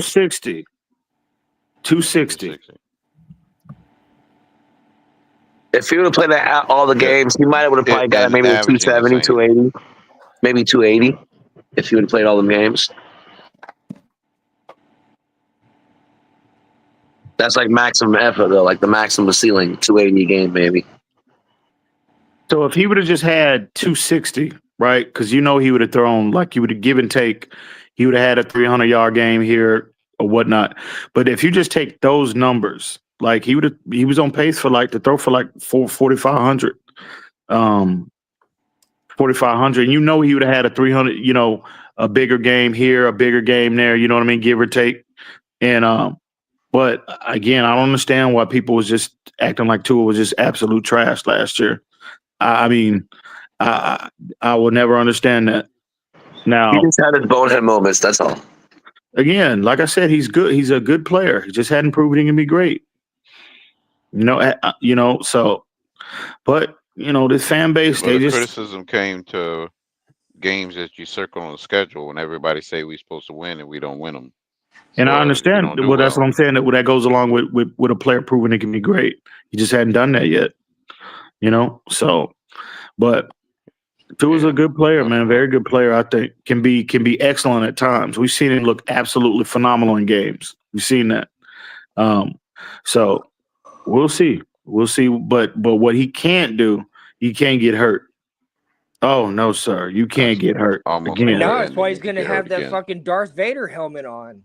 If he get I hurt. know, right? Right. yeah. He's gonna look like what's his name in fucking Spaceballs. Oh no, he Spaceballs, can't get man. hurt, bro. That is Yeah, an unacceptable. injury I will am be the sorry. might as well be career ending if you That's get gonna hurt. be I don't know. that's gonna Honestly, be the I nail, the think this is final gonna nail in be the his coffin. last season with the Dolphins. I think it's gonna be his last season with the Dolphins. It very If he well get, might. if definitely, yeah. If he get If he injured, then get he'll be a hurt again, journeyman. oh, it's a wrap. Oh Yeah, yeah, And he's a definitely. journeyman at that point. that's gonna be the final nail in the coffin. Yeah, Yeah, he's a journeyman if he gets he injured. cannot Yeah. get hurt, or you can't miss one motherfucking game to I it. mean, Not yeah, but one. like shit, let's hope he doesn't get hurt. He might. I mean, shit, if he gets another concussion, like that could be really, really bad for him with how, how he looked the last time. I mean, he was, like you saw his hands and stuff, like That's some scary shit, bro. I know, man. Yeah. That's what I'm saying. Like That's some scary stuff, And it's bro. crazy Like, because dude. Fuck the yeah, crazy it is. thing about it, that we have the same schedule almost that we had when he was having those concussions this year. The same group of teams It's just we the playing nature of the beat. this It's just year. We play football. It's Cincinnati just a this year. brutal Of sport. course, we play Buffalo. It's crazy. All I those mean, I guess, injuries. some people may be more susceptible to concussions. I'm not sure. But, Yeah. like, because Troy Aikman had a lot of concussions. mm-hmm. Well, But Steve you Young never, did, but you never they were seen more him. running quarterbacks. You never seen him knocked unconscious. With his hands all, in them fencing positions like Tua. I was super young seeing him play, so like I've never really seen anybody tense up like that. Yeah, When I did see that, I was like, "Whoa!" Like, yeah. I've never seen. That's a good point. I've never seen any player look like Tua stretched out on the field. That's what I'm saying. That's what I'm saying. Like Troy Aikman, supposedly he had 10, from what I understand. So if you can have 10, a lot of them did, Tunk. And there's players that get them and don't even know. Steve Young, yep. And yeah, exactly. Like a lot of players, they'll go back in the game and be concussed. I've never, to your point, I've never seen anybody. I mean, Tua looks like he's dying on the field. Yeah, like he's dead, bro. I was hoping terrifying. honestly that he was. I don't know. I was hoping he was going to retire after that last stint. I thought he was going to retire. And see, that's why the league. That's why the league has a microscope on him. That's why they're taking a position that they're taking with him, taking him off the field. He's kind of like the face of concussion. I mean, that's fine. They should. It's their, they should try to protect their players. It's. But see, sustainability. But the league. Obviously the league is, they're very focused on that whole concussion issue because of the lawsuit, the money they had to give out. That was $2 billion. Yeah. So, but it's the optics. Like you can't get around players getting concussed. That's just part of the game. Right. But when you see when you get the casual fan tuning in to watch a football game, and you seeing Tua laid out, stretched out on the field like that, oh no, but that's bad for business. Oh no, Tua, that is bad for business. Like, and again, they're taking a position like they're thinking not just today, but to think about tomorrow as well. Because think about if you tuning in, if you're a parent, especially a female parent, right? Y'all are sitting around on a Sunday, the family, and they're tuning in on football, and you seeing players laid out like that. They're thinking about tomorrow, the players that are coming tomorrow. A lot of fans are not going to allow their kids to play football if they're seeing that on every Sunday. Mike Wilbon doesn't let his son play football. 100%. That is some terrifying shit to see Tua stretched out like that, bro. And well, it's you could look at it also as the healthiness of your players is how sustainable your league is going to be.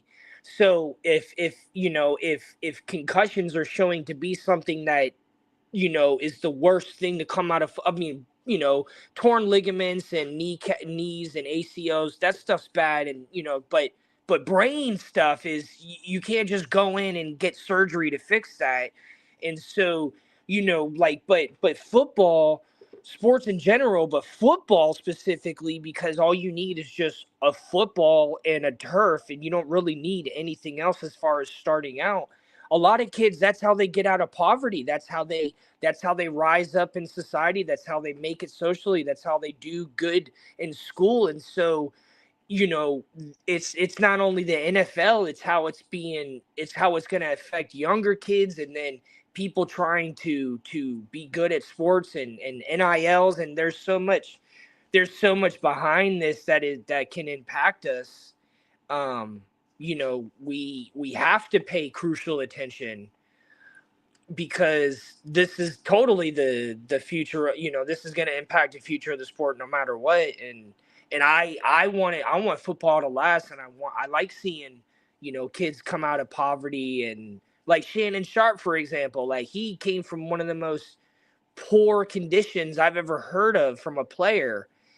And if it wasn't for football, him and his brother may not accomplish much in life. So, you know, and especially in Florida, I mean, Sterling would have. yeah, I mean, I'm just saying, I'm just using that one example. Well, football gave them. Football was I think they would have been successful individuals, but football gave them. They were able to obtain generational wealth for their families. Now, if they would have been just average Joe Blows like the rest of us, I mean, you know, 9 times out of 10, you know, very few of us that are just average people, you know, we you know, we will never be, or we haven't been in a position to attain generational wealth. But they would have been successful. Both of them are college educated. Both of them are, you know, they had their head screwed on properly, were raised correctly. So no, they would have been successful, productive. Point them out or saying, I was just yeah. as an example. I wasn't and to your point though, Shannon Sharp, I've heard him say like why he loves the game. He's so appreciative of the game because look at the avenues, look at the opportunities that it created for him and his family. That's what I'm saying. Like exactly. It's important that the NFL pays attention to this and learns from it, and you know, like what they're trying to teach in younger kids, heads up football, and you know, starting tackle football out later in life. And so, because even Brian Flores said that football gave him that opportunity. Yeah, bro. Like, I mean, him too. Like his background, impoverished, grew and his parents. You know, his parents were immigrants too, by the way. Like they weren't he wasn't. They weren't born in this country, so immigrants. You know the struggle. I mean, again, I got family members that are you know immigrants, at least on my wife's side, and you know, so I'm well aware of the struggle that they have to face coming over to this country, being birthed here and not being citizens, at least initially, right? That is it's already tough enough as us as you know just to make it ourselves, the American citizens to make it. Can you imagine being somebody come over that don't know the language, that is from a different country, and you just you literally are over in this you come to this country with literally just the clothes on your back, shoes on your feet, and a toothbrush in your pocket. That's all you have. You know what I mean? So you can imagine being put in a situation like that. But Brian Flores was another one too. That's why I'm such a big fan of Brian Flores, the man, not necessarily the football coach, because he's no longer employed by the Miami Dolphins, but the Brian Flores, the man.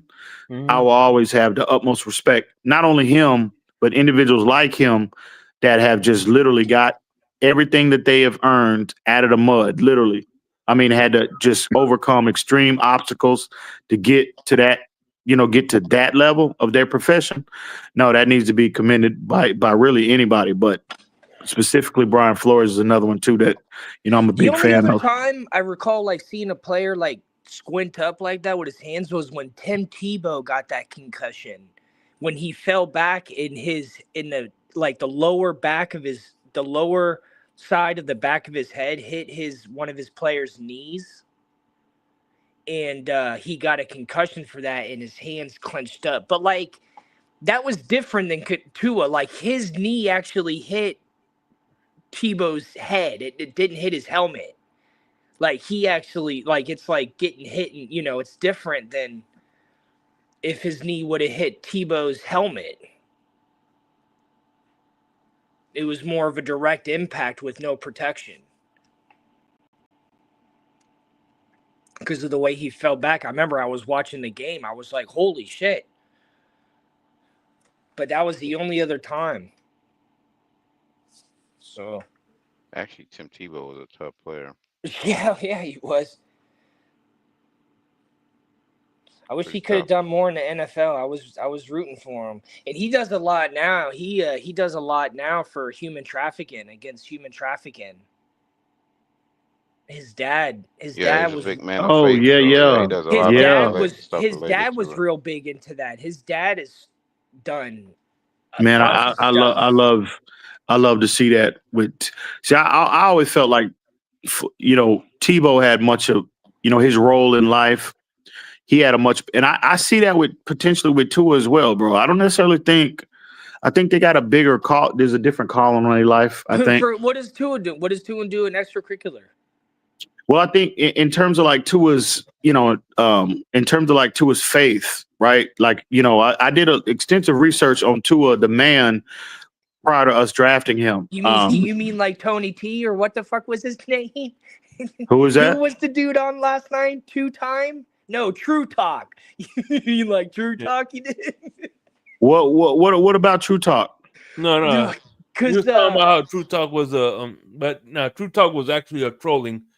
But he was saying that he looked into this and looked into that, and it was just I don't know. No. Yeah, no. I'm talking about I'm talking about Shake. You remember? And, back in 2019, we kind of was researching his background and but anyway, the point I'm making, if you go back to 2019, it's one interview I remember specifically with Tua, and he talked about his goals post football, right? And he talked about how he wanted to make an impact on his world through his faith and all of that. And so I just think Tim Tebow, right? A lot of people looked at him at Florida, the career he had, and then him transitioning to the NFL. They were thinking like a lot of people made the assumption that football was the vehicle for him to have an impact, in the world, right? I never felt that way with Tebow, and I necessarily don't.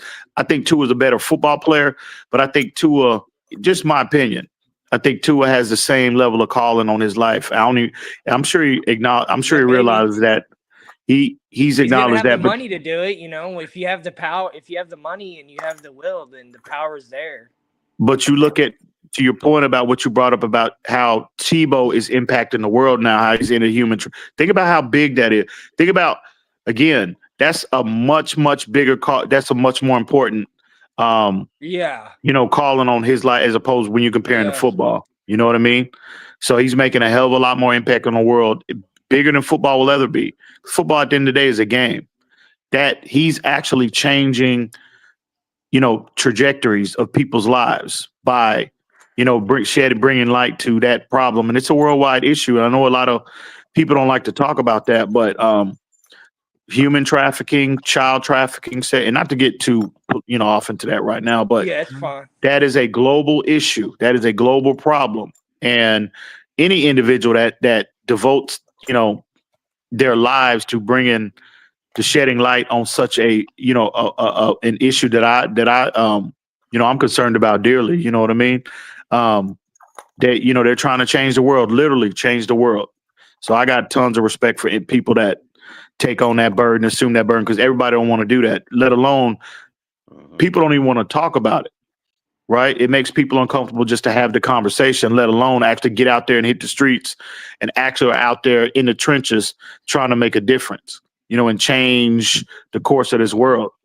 So I I'll always have tons of respect for any individual that take on them burdens and not just child trafficking, but any issues that are happening in the world or whatnot. But and here's the thing: the people that are in charge of the trafficking, those are scary individuals to try to go against. Exactly. Like, super dangerous. People die every day it's people that have died just for bringing,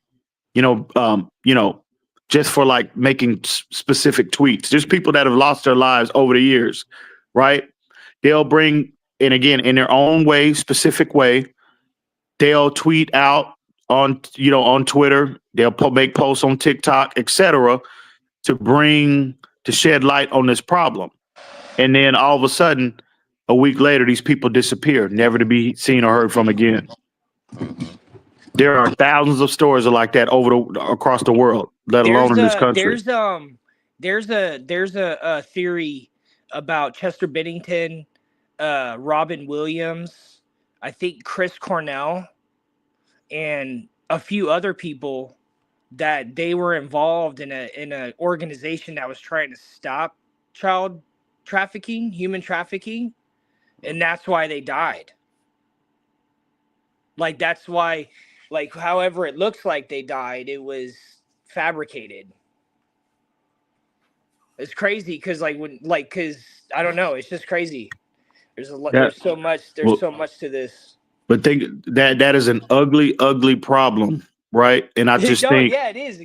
I know it's terrible. There's so many people in high places, right? I think government, I think celebrities, I think. Well, shit. Look at they just released the JFK files. It says right on there, CIA was involved, Israel was involved. Fucking bullshit.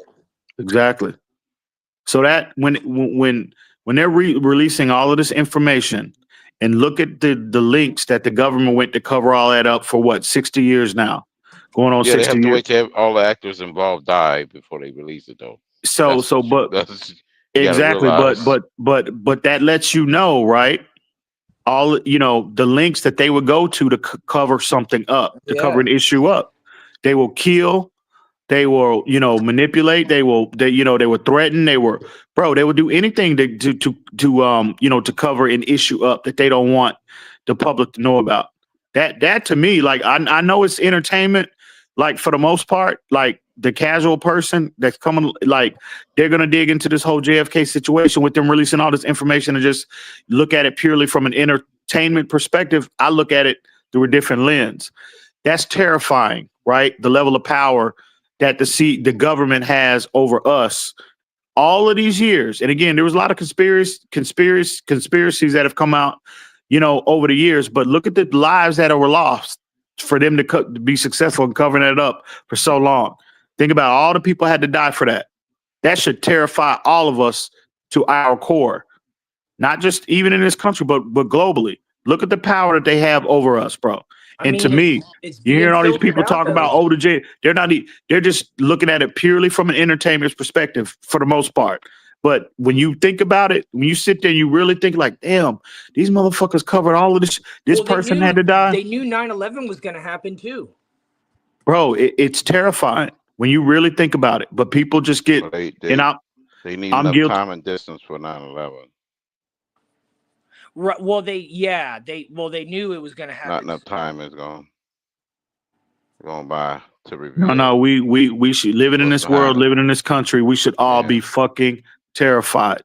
We should be, really, to be honest with you, us as American citizens, we should be in the streets when all of this shit comes out, when they're releasing all of this information, right?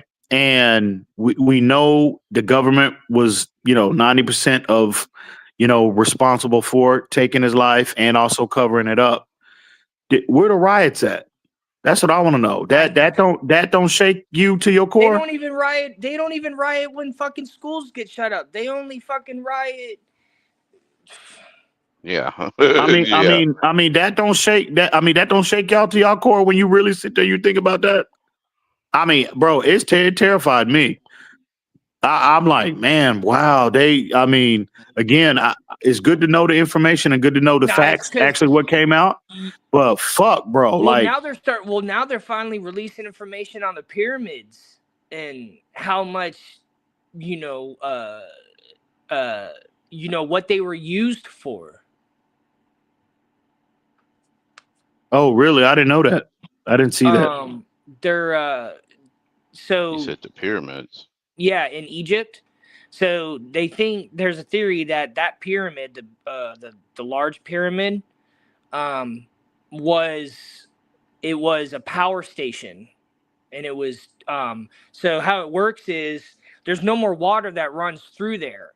But for instance, when Cleopatra was queen, she had the Nile River going into where she slept. She had like a little bath or waterfall in her room. So they used to have the Nile going, like they had some kind of water flow going through the pyramid, and it's like this stuff below the pyramid, and just the materials that they had down there created some kind of electricity or some kind of force, and that's how they talked to other places on the planet and gave them the same information to make pyramids and talk to other planets. What was crazy is, like, I hear people talking about this. Some of them are flat earthers and some of them are not. And it's like, well, you can't believe how it's so hard. You can only believe so much about the pyramids if you're a flat earther, because they're saying that the pyramids were talking to other planets, and flat earthers don't believe that there's other planets out there. There's other planets. It's like you're making your own self sound like you're telling me something that contradicts what you're saying. But maybe that's why they're releasing them both at the same time, so that people are like, oh, they're like, let's just go. 2040, we'll know about 9/11, or probably 2050, I think. That's fucking crazy too, bro. They'll tell us about Building 7. I know, right? That's crazy. That's when we'll finally get the official footage of Building 7. That's crazy. There was 2050. They're gonna be like, damn, this happening. There, 50 years ago. This is what holy really shit! happened. 2050. So 2 iconic things. I can't wait for 2050. Not only are we gonna get the inside leverage on what happened with the 9/11, but the Dolphins are gonna get the first playoff win. No, you know what's gonna happen exactly, Shake. 2040. So in 2050, I'll be serving my second term. Okay. That's what's up. And there you go. As soon as I become president, y'all are gonna know about 9/11. Okay. Are you going to release it then? Yeah. You're going to give us the footage. Mm-hmm. Because you know all those buildings got cameras and stuff. Yo, they were making there was a BBC reporter on that day. There was a BBC reporter reporting back to England about a building that hadn't fallen yet. Yeah. It's fucking crazy, dude. The World Trade Center was a group of buildings, not just the 2 towers. No, I know. Yes, but she's saying, but she was like, oh, building 4 just fell, or building 6 just fell, and it hadn't fallen yet. Oh, yeah. Yeah. Mysterious buildings falling in its own footprint without even being hit. And they're saying, oh, no, we were just trying to do tape delay. It's like, how are you going to make a pre-recording for a building that hasn't fallen yet? That's crazy. Y'all seen that earthquake that was taking out those buildings? Oh, yeah. It was in that shit is crazy. In Thailand. This towers was just falling down. I'm like, man, that's crazy. It's crazy. Man, I can imagine those construction workers being on site, and they been in there, and they tower cranes, and next thing you know, all this water come rushing through, and then next thing you know, they can't get out in time. It's sad. That's some terrifying stuff, bro. Like, damn. Yeah, because they way up there. Yeah, there was a couple old embassies in Thailand. Like, they had some old buildings that fell down. Like, you know, like 1,000-year-old buildings, I think, that fell down. Shake, you getting ready for GTA, bro? That game ain't gonna come out for like another year at least, probably. No. They just confirmed it the other day. No, it'll be out. It'll be out in the fall. Okay. This year. It is official for the fall. Yeah. They're on for the fall. Okay. That game's gonna be crazy. Crazy. So they're saying that game, you can make money in that game and have it in real life. It's probably gonna be crypto it's because mining. of the tokens. Yeah, it's gonna be. It's probably gonna be crypto something. Yeah, it is. It's tokenized. They're saying like a lot of other developers, like they're not releasing their games anywhere near the fall like they had initially intended to. Because once the confirmation came with GTA, like, bro, there's no way we're gonna be able to sell our product, don't bro. Even do it. Yeah, you might as well wait till the following year or release it in August. Because once GTA drops, the whole world is gonna come to a standstill. Pretty That's much. That game is gonna be crazy, bro. Yeah, pretty much. You ain't lied. It's Yeah. World coming to a That standstill. game's gonna be crazy. Hang on, real quick. I heard they're gonna have edits where you can edit it. That true? Yeah, but how the fuck you gonna just edit the game? I mean, like edit your profile. Well, what do you mean? Well, you Like, could do that. You could do that in the last GTA, right? You could change your appearance. You talking about changing your appearance and all of that? Yeah, stuff like that. Yeah. Like adding maps and profiles and things like that. You mean like if you want to explore shit. different parts of the world, yeah. Let's Well, say if kinda you like don't what want to they be, do I in don't know Halo. about Kinda that. like what they you don't want to be in Los Angeles, you can go to Kansas Well, that's City. kind of like You can add a forging is map. what it's called.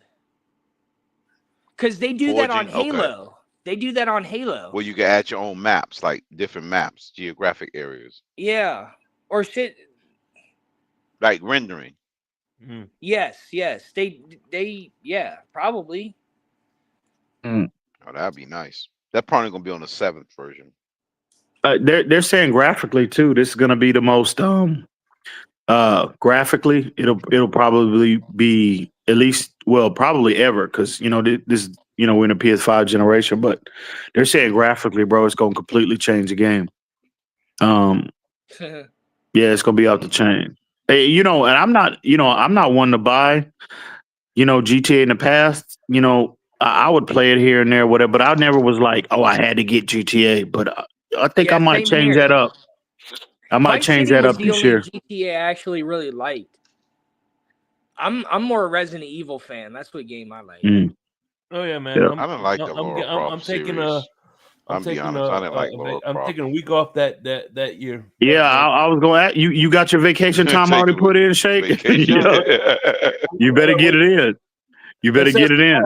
Yeah, I gotta find out what day. Yeah. That's gonna be crazy.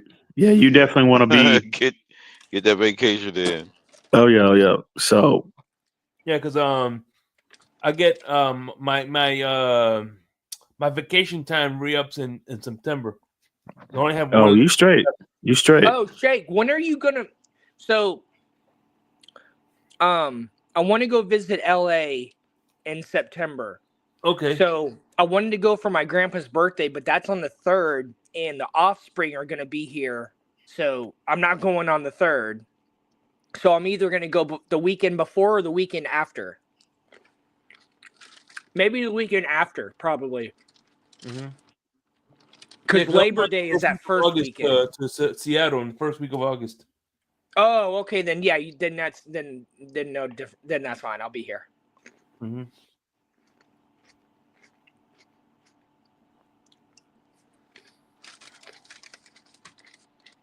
Yeah, Seattle.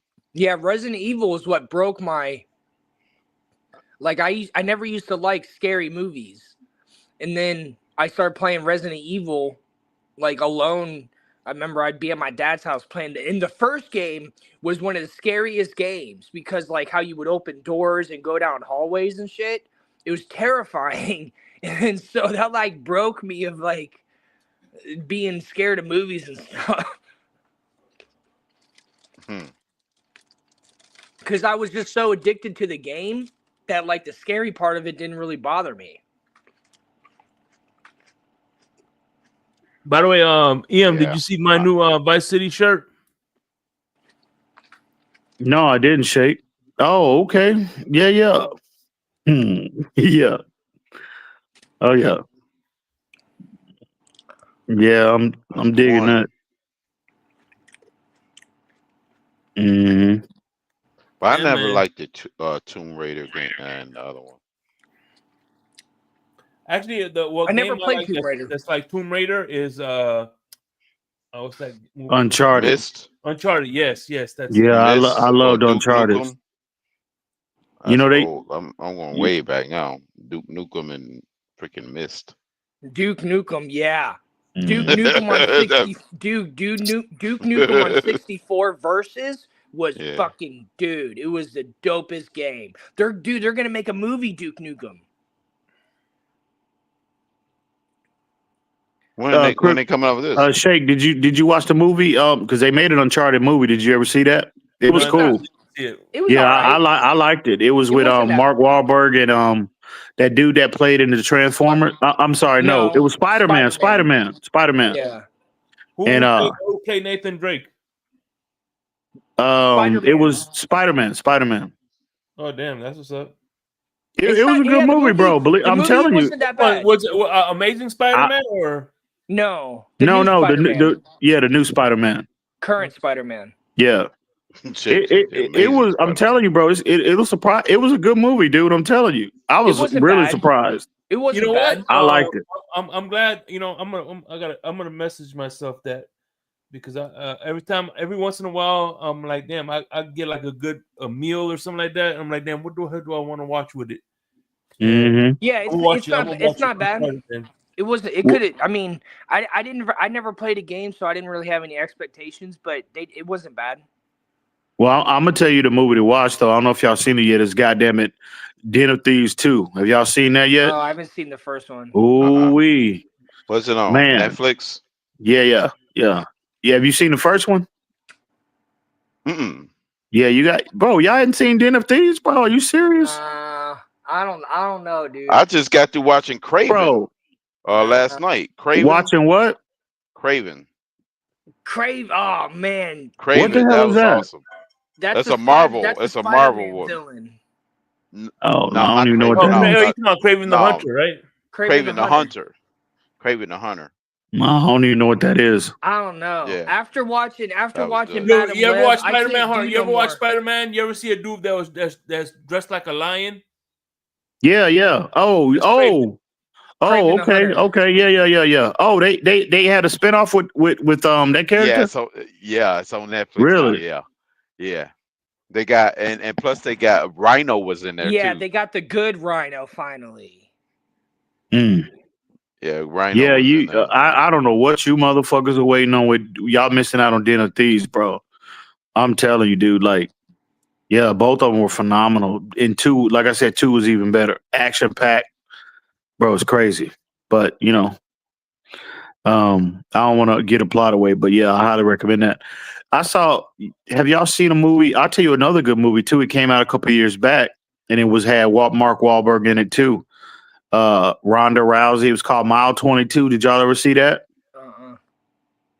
What? Well, y'all must not be in the military based or military based movies. That's funny you say that because I do. I have, because that's one of my favorite I want movies. to see EM, Warfare. Full Metal Jacket. Shit. Well, excuse me. Well, let me take that back. Maybe not necessarily military genre, but like action type / because it's got military elements. It's got military elements in the movie. Like Jarhead. No, they're like a special forces unit, is what they are. It's like it's got military elements in it, but it's not about the military specifically. You know what I mean? They're a special forces unit, a brand, like the CIA, and they go around, to do. I don't want to get a movie away. But they conduct missions or whatnot. But bro, y'all sleeping on Mile 20. Mile 22 was fucking phenomenal, bro. Oh, y'all sleeping on that big bro. Y'all been asleep too long. Y'all need to wake up. And speaking of which, we gotta wrap this up. It's almost 2 hours. Fantasy too much. Yeah. Before we wrap this up, hey EM, I appreciate you for coming up, but I got some good movies for you guys to watch as well. Hopefully these will be on Netflix soon. But these are like Dollar General movies. On the Dollar General. Straight to DVD, whatever. Mm-hmm. We have this one here, Friday the 13th. That's funny. Hey, they got they that last Friday is in development. I can't wait for that. No way. It's in development. They already. I don't believe it. It's already in production. It's already in production. Yeah. Some of the characters are dead though from the Well, they're bringing in new. You gotta switch. Yeah, a lot of the main characters are gone. Is Chris Tucker in it? Well, I don't know about that, but I know Mike Epps because Mike Epps. I saw the interview the other day, and Mike Epps said it. He's in it. supposedly it's going to show Craig stealing boxes. Yeah, Craig. Oh yeah, they showing the camera footage. Yeah. And by the way, and least last but not least, I mean, if he does, I'm not saying I'm just saying like we're gonna really find out. With all this Cobra Kai last season, whatever. I think it's time that they do a reboot of Karate Kid. Oh yeah. Oh shit. yeah. They do have part 6 coming out for real though. Or Karate Kid Part 6. Oh yeah, really? What you mean? They're doing there's a movie there was 5 other ones. I know there was one with what's his name, Willow Smith. Yeah. Jaden Smith. Yeah, that was the 5th. That shit was trash too. Garbage. That was the 5th version. That one with Jaden. But they're doing the Karate Kid version. But they're doing the one. You know what's funny? It's a continuation of Cobra Kai. Oh, okay. You know what's funny is so that movie, the Karate Kid, the one with Jaden Smith, came out around the time that the Ravens won their last Super Bowl, and they had this. They were doing a episode or a documentary or something on what's the player's name? He was on the defense, number 52. On the Ravens. Ray Lewis. So they were filming him. They were doing like an episode or something on him. And so this woman walks up to him. She's like, so Ray Lewis was at the park with his family and his kids. And this woman walks up to him. She's like, hey, what's with the cameras? Who are you? And Ray Lewis goes, oh, that's the Karate Kid. And the lady thought that's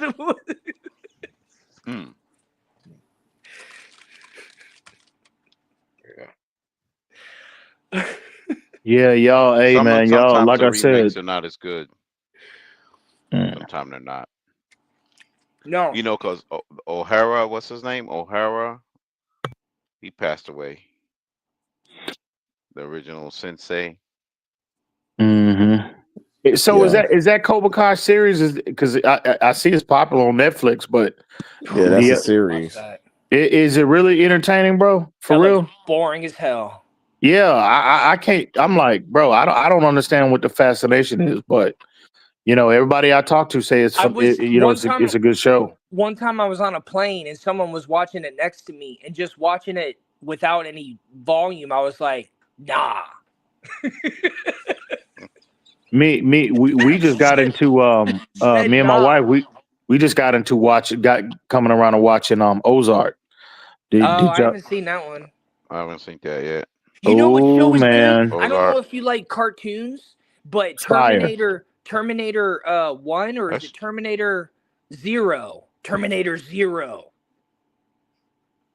It's an anime. I'm not really into anime at all. Actually, I don't like any anime, but that show is fucking badass. That's your neck of the woods, ain't it, Ozark? Oh yeah. But the TV series is based off the Missouri side. Oh, yeah, it is. Side. Okay. Yeah, but it's in my neck of the woods though. Yeah. Hey, listen. Is it supernatural, Ozark? What is it about? It's about this guy. He gets wrapped up in the wrapped up with the drug cartels. Oh, okay. It is telling you, bro. Like we couldn't stop. Like we got it. We watched like 5 episodes straight. It's from bro. That it's been out for a while. It came out I think in 2020. I think it I don't even know how many seasons it lasted, but man, yeah. Ozark is fire, bro.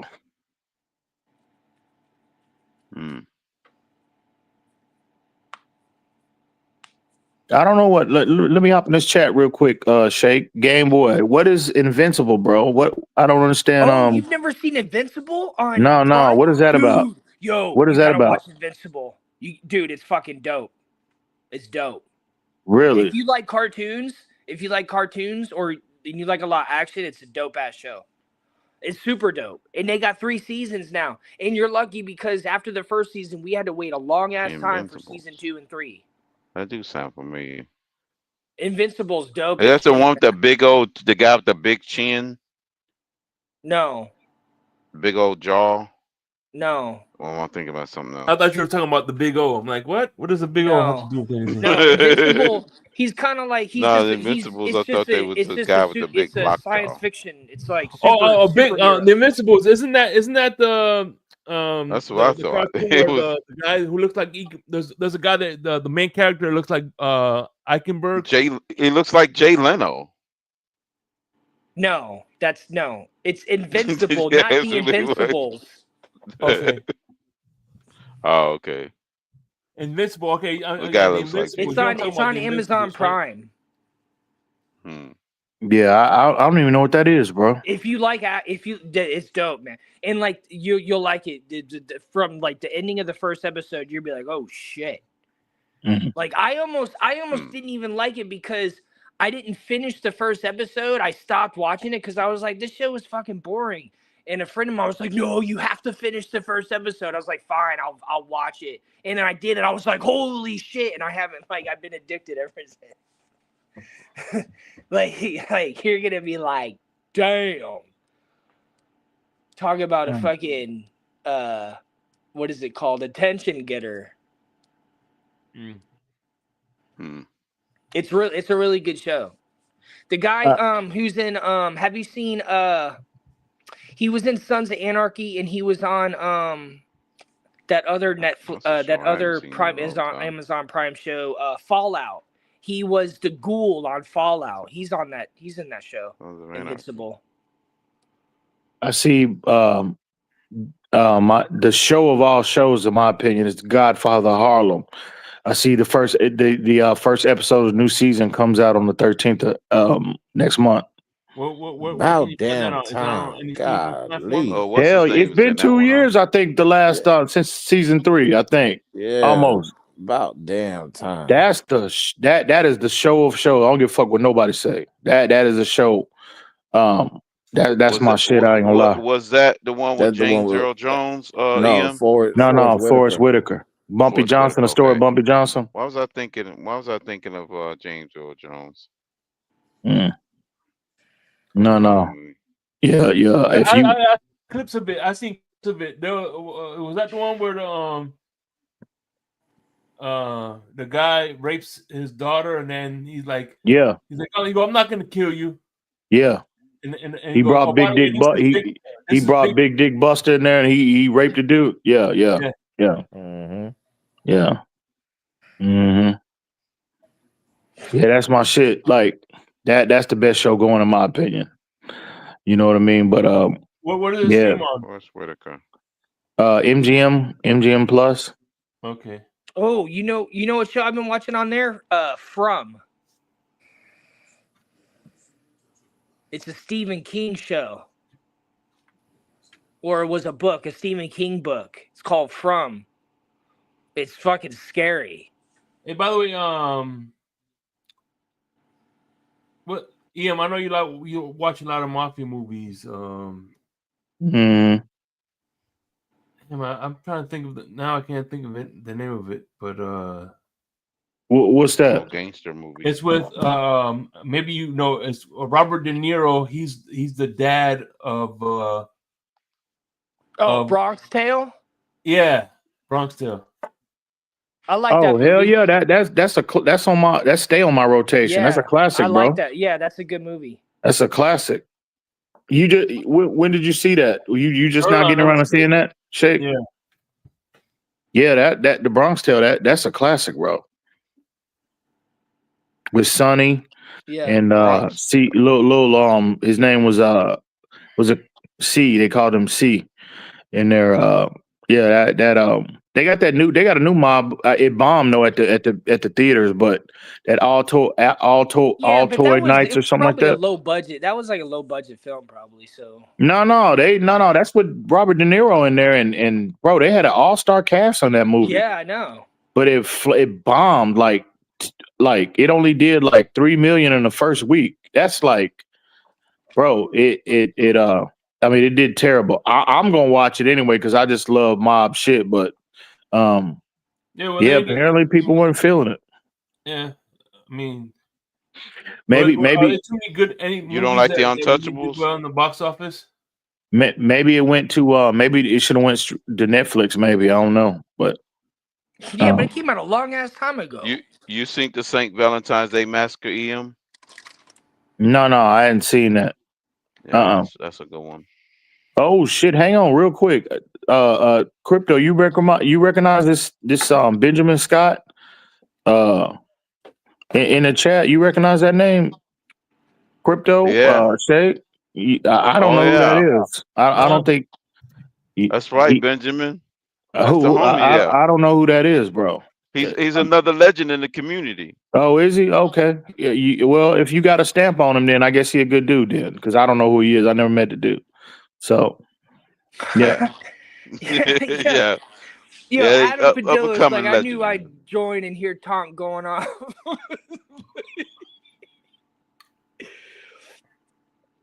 Yeah, we definitely are deep in the off season. Mm-hmm. Yeah. Yeah, man. No, yeah. The best single season show, there's two. There's like, if you were going to watch one season of any show, there's two I recommend. The first season of Dexter or the first season of True Detective. Actually, you know, one of the things I was watching,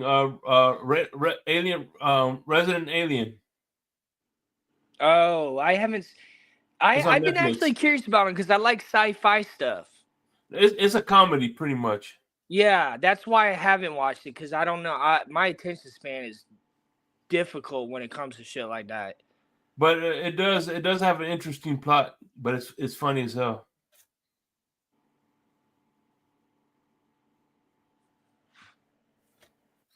Yeah, they're about to do a new season of Dexter too.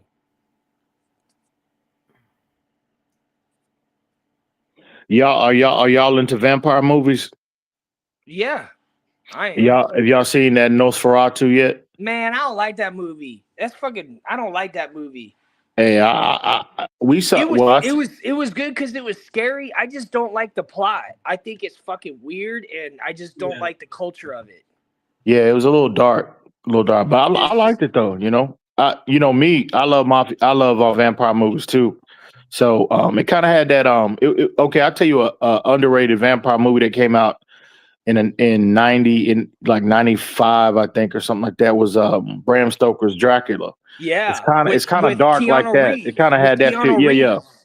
It kind of had that feel to it, dude.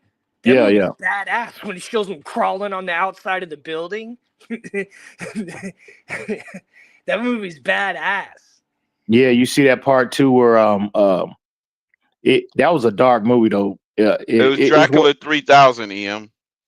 Yeah, 2000, Dracula 2000. What you talking about? 3000, no, Dracula 2000. It has Keanu Reeves in it. Yeah, he's young.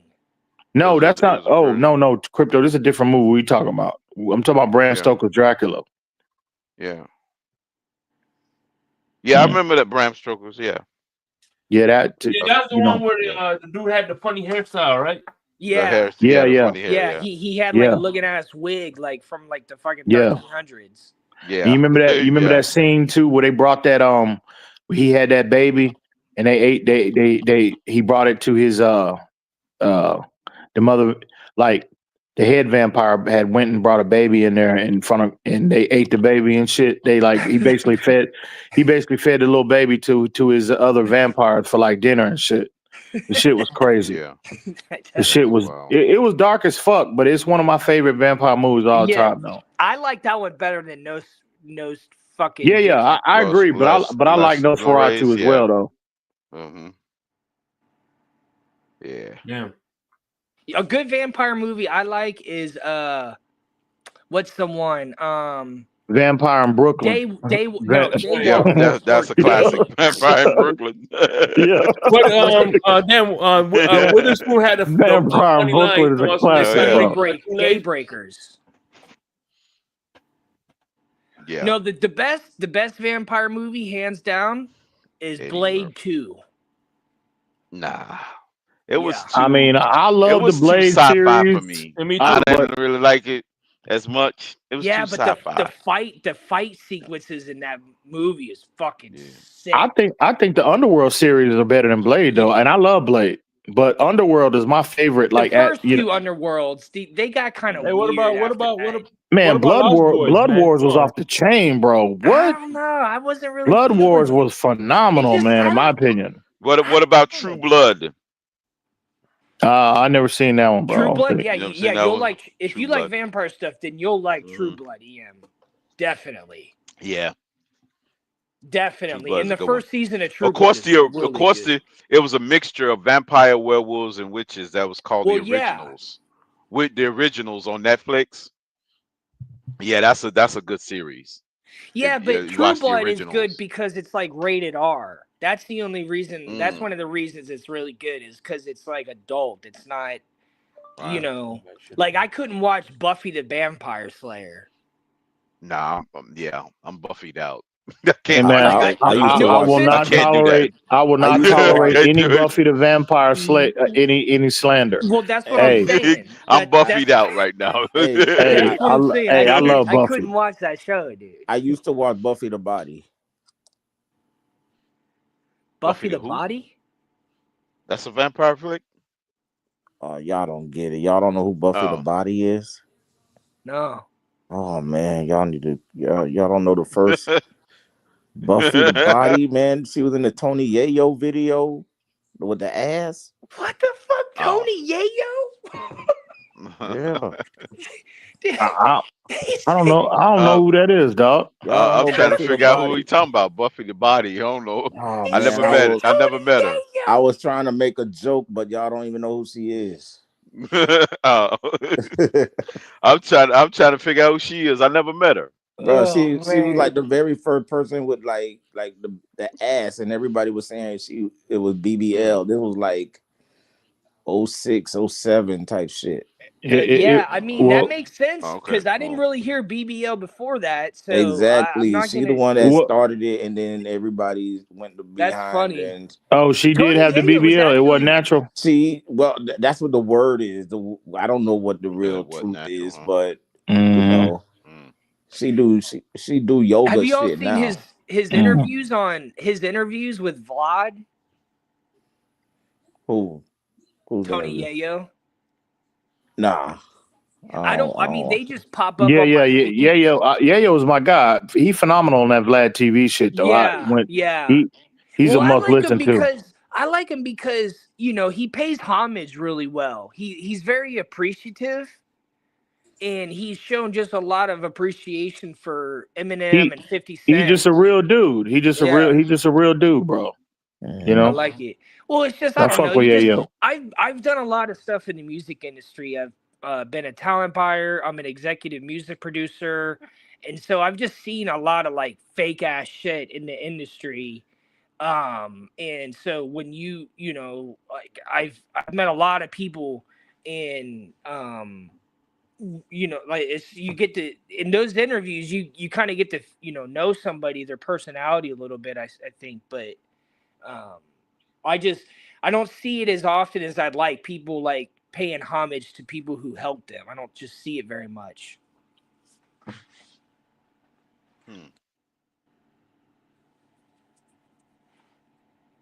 Yeah, 50 Cent was like, yo, stop doing interviews with him and come fucking be on my shit. But yeah, the best all time is definitely got to give it to Interview with the Vampire, man. It's classic. Oh, I've never seen that movie. Man, that shit, no, hell no, Crypto. I ain't letting you get away with that one. I don't know, man. That's some boring ass shit, bro. No. You That gotta shit was sit there and boring as watch the fuck. plot, Ian. No. Boring. I tell you what, Twilight. It's the best. Twilight. Ever, Ian. What the hell you Listen. talking The about? Twilight series would have been That's great. boring.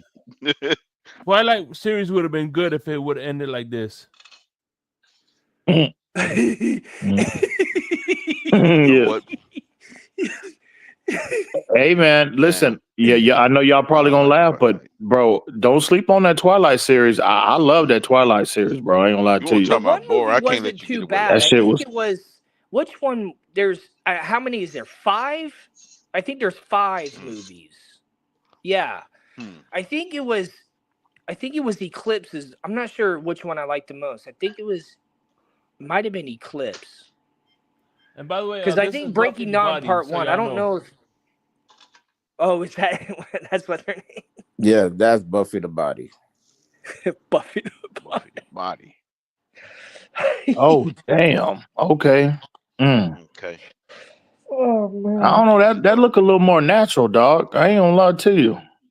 I know that's what I'm saying, but everybody was saying it was fake, and because she was the only one really with a big ass out there at the time. Damn. Not how it is like today, where everybody Chris got Rock.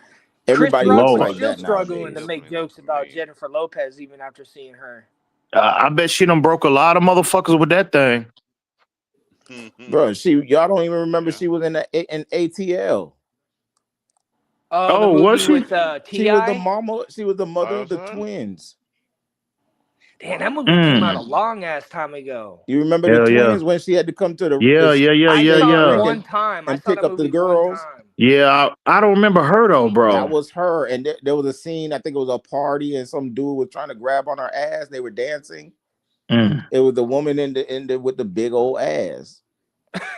Y'all gotta watch ATL again. You'll see her in there. That movie was boring, though. I thought ATL was. But she first premiered on the Tony Yayo video, his first video. Yeah, she done broke a lot of motherfuckers with that thing, boy. I ain't gonna lie to you. Yeah, boy. He had her poster in the her poster was in the in his jail cell on the video. Ooh, I had the posters, I got the calendar, all that shit. I had it all. Damn. I didn't know it was like that. I still have that shit too. What, on your wall? No, I'm tripping, dog. Nah, it's not on the wall anymore. The thighs don't match the cheeks. No, I think they do. I think they did. Yeah, she looked natural to me, bro. Like you can tell when them females got them BBLs, dog. They just look like a lot of them. I ain't saying like some of them don't look. You can't really tell the difference, but a lot of them look fake and like they look plastic, like they just don't look natural. No, that looks natural to me. No waist. Oh Lord, that chocolate skin. Oh wee. She's got a figure 8 going. Yeah, she done broke a lot of motherfuckers with that thing. I'm telling you. And Yayo probably one of them. He had to drop a bag on that. I'm sure he did at some point.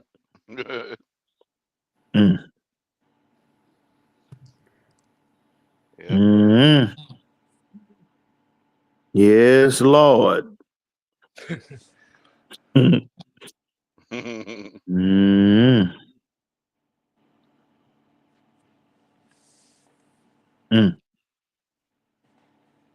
Oh, Buffy. Buffy the Body. All right, hold on, real quick. This is. She's like, I'm gonna go on that show. I Love New York. All right, this is just for research purposes. Here you go. What the? There you go. Oh, is that her now? Oh, yeah. 2 years ago. Oh, that's her now. No, that ain't her now. No, that ain't her. I don't know. That's her, but that's not her now.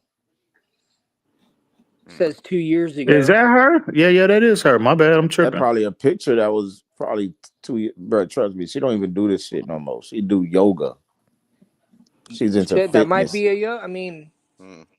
Nah, bro. Trust me. I follow. She does bikini yoga. Bro, I follow the Instagram. What does she charge on OnlyFans? What does she charge? Not a fake photo. What is she charging on OnlyFans? Oh, I don't know about no OnlyFans. I don't know. Yeah, all those. Yeah, no, she natural, dog. All these pictures are from like 2007. No, she natural, dog. I don't see no. No, that don't look like no BBL to me, bro. She natural. Look like. Yeah, she nice though for sure. It's not like what Shake posted earlier, where the dude was laying on the ground and his wife was standing above him. Which one was that one? I'm not gonna say it. Really one of those hamburgers. Anyway, we about to close this down so EM can make that phone call. We already know. Yeah. Gotta make that phone call. It ain't drunk dialing no more though.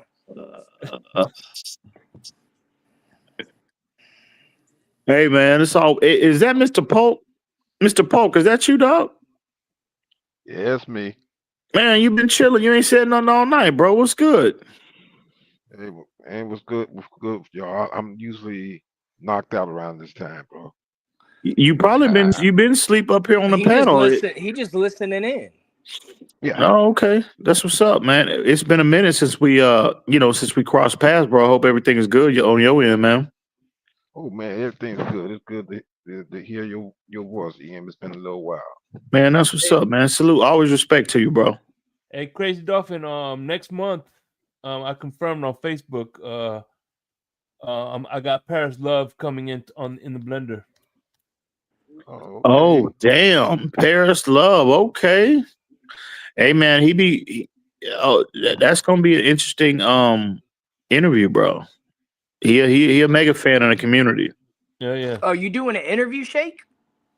Yeah. I don't know who Paris Love is. Blender. I don't know who that is. Paris Love? Yeah, who is that? He's a comedian. He's a big time Dolphin fan. Oh, okay. When are you interviewing him? Sometime next month. But this is gonna be on Larry sweet. K's channel. Oh, okay. Yeah, it's not gonna be on here. Not yet. Yeah. I try to get See, him on. y'all be like, that's the only thing I really haven't done as much as y'all is like network with other podcasters, sports podcasters. But I don't know. I don't know. I guess I don't need to. I don't know. Because y'all go on each other's shows and everything. I'm like the only one who doesn't really do that. I mean, I go on your show, Shake, but yeah, for sure. So far, I haven't. But I don't know. I haven't been as active as y'all. Yeah, you're on the West Coast too. Yeah.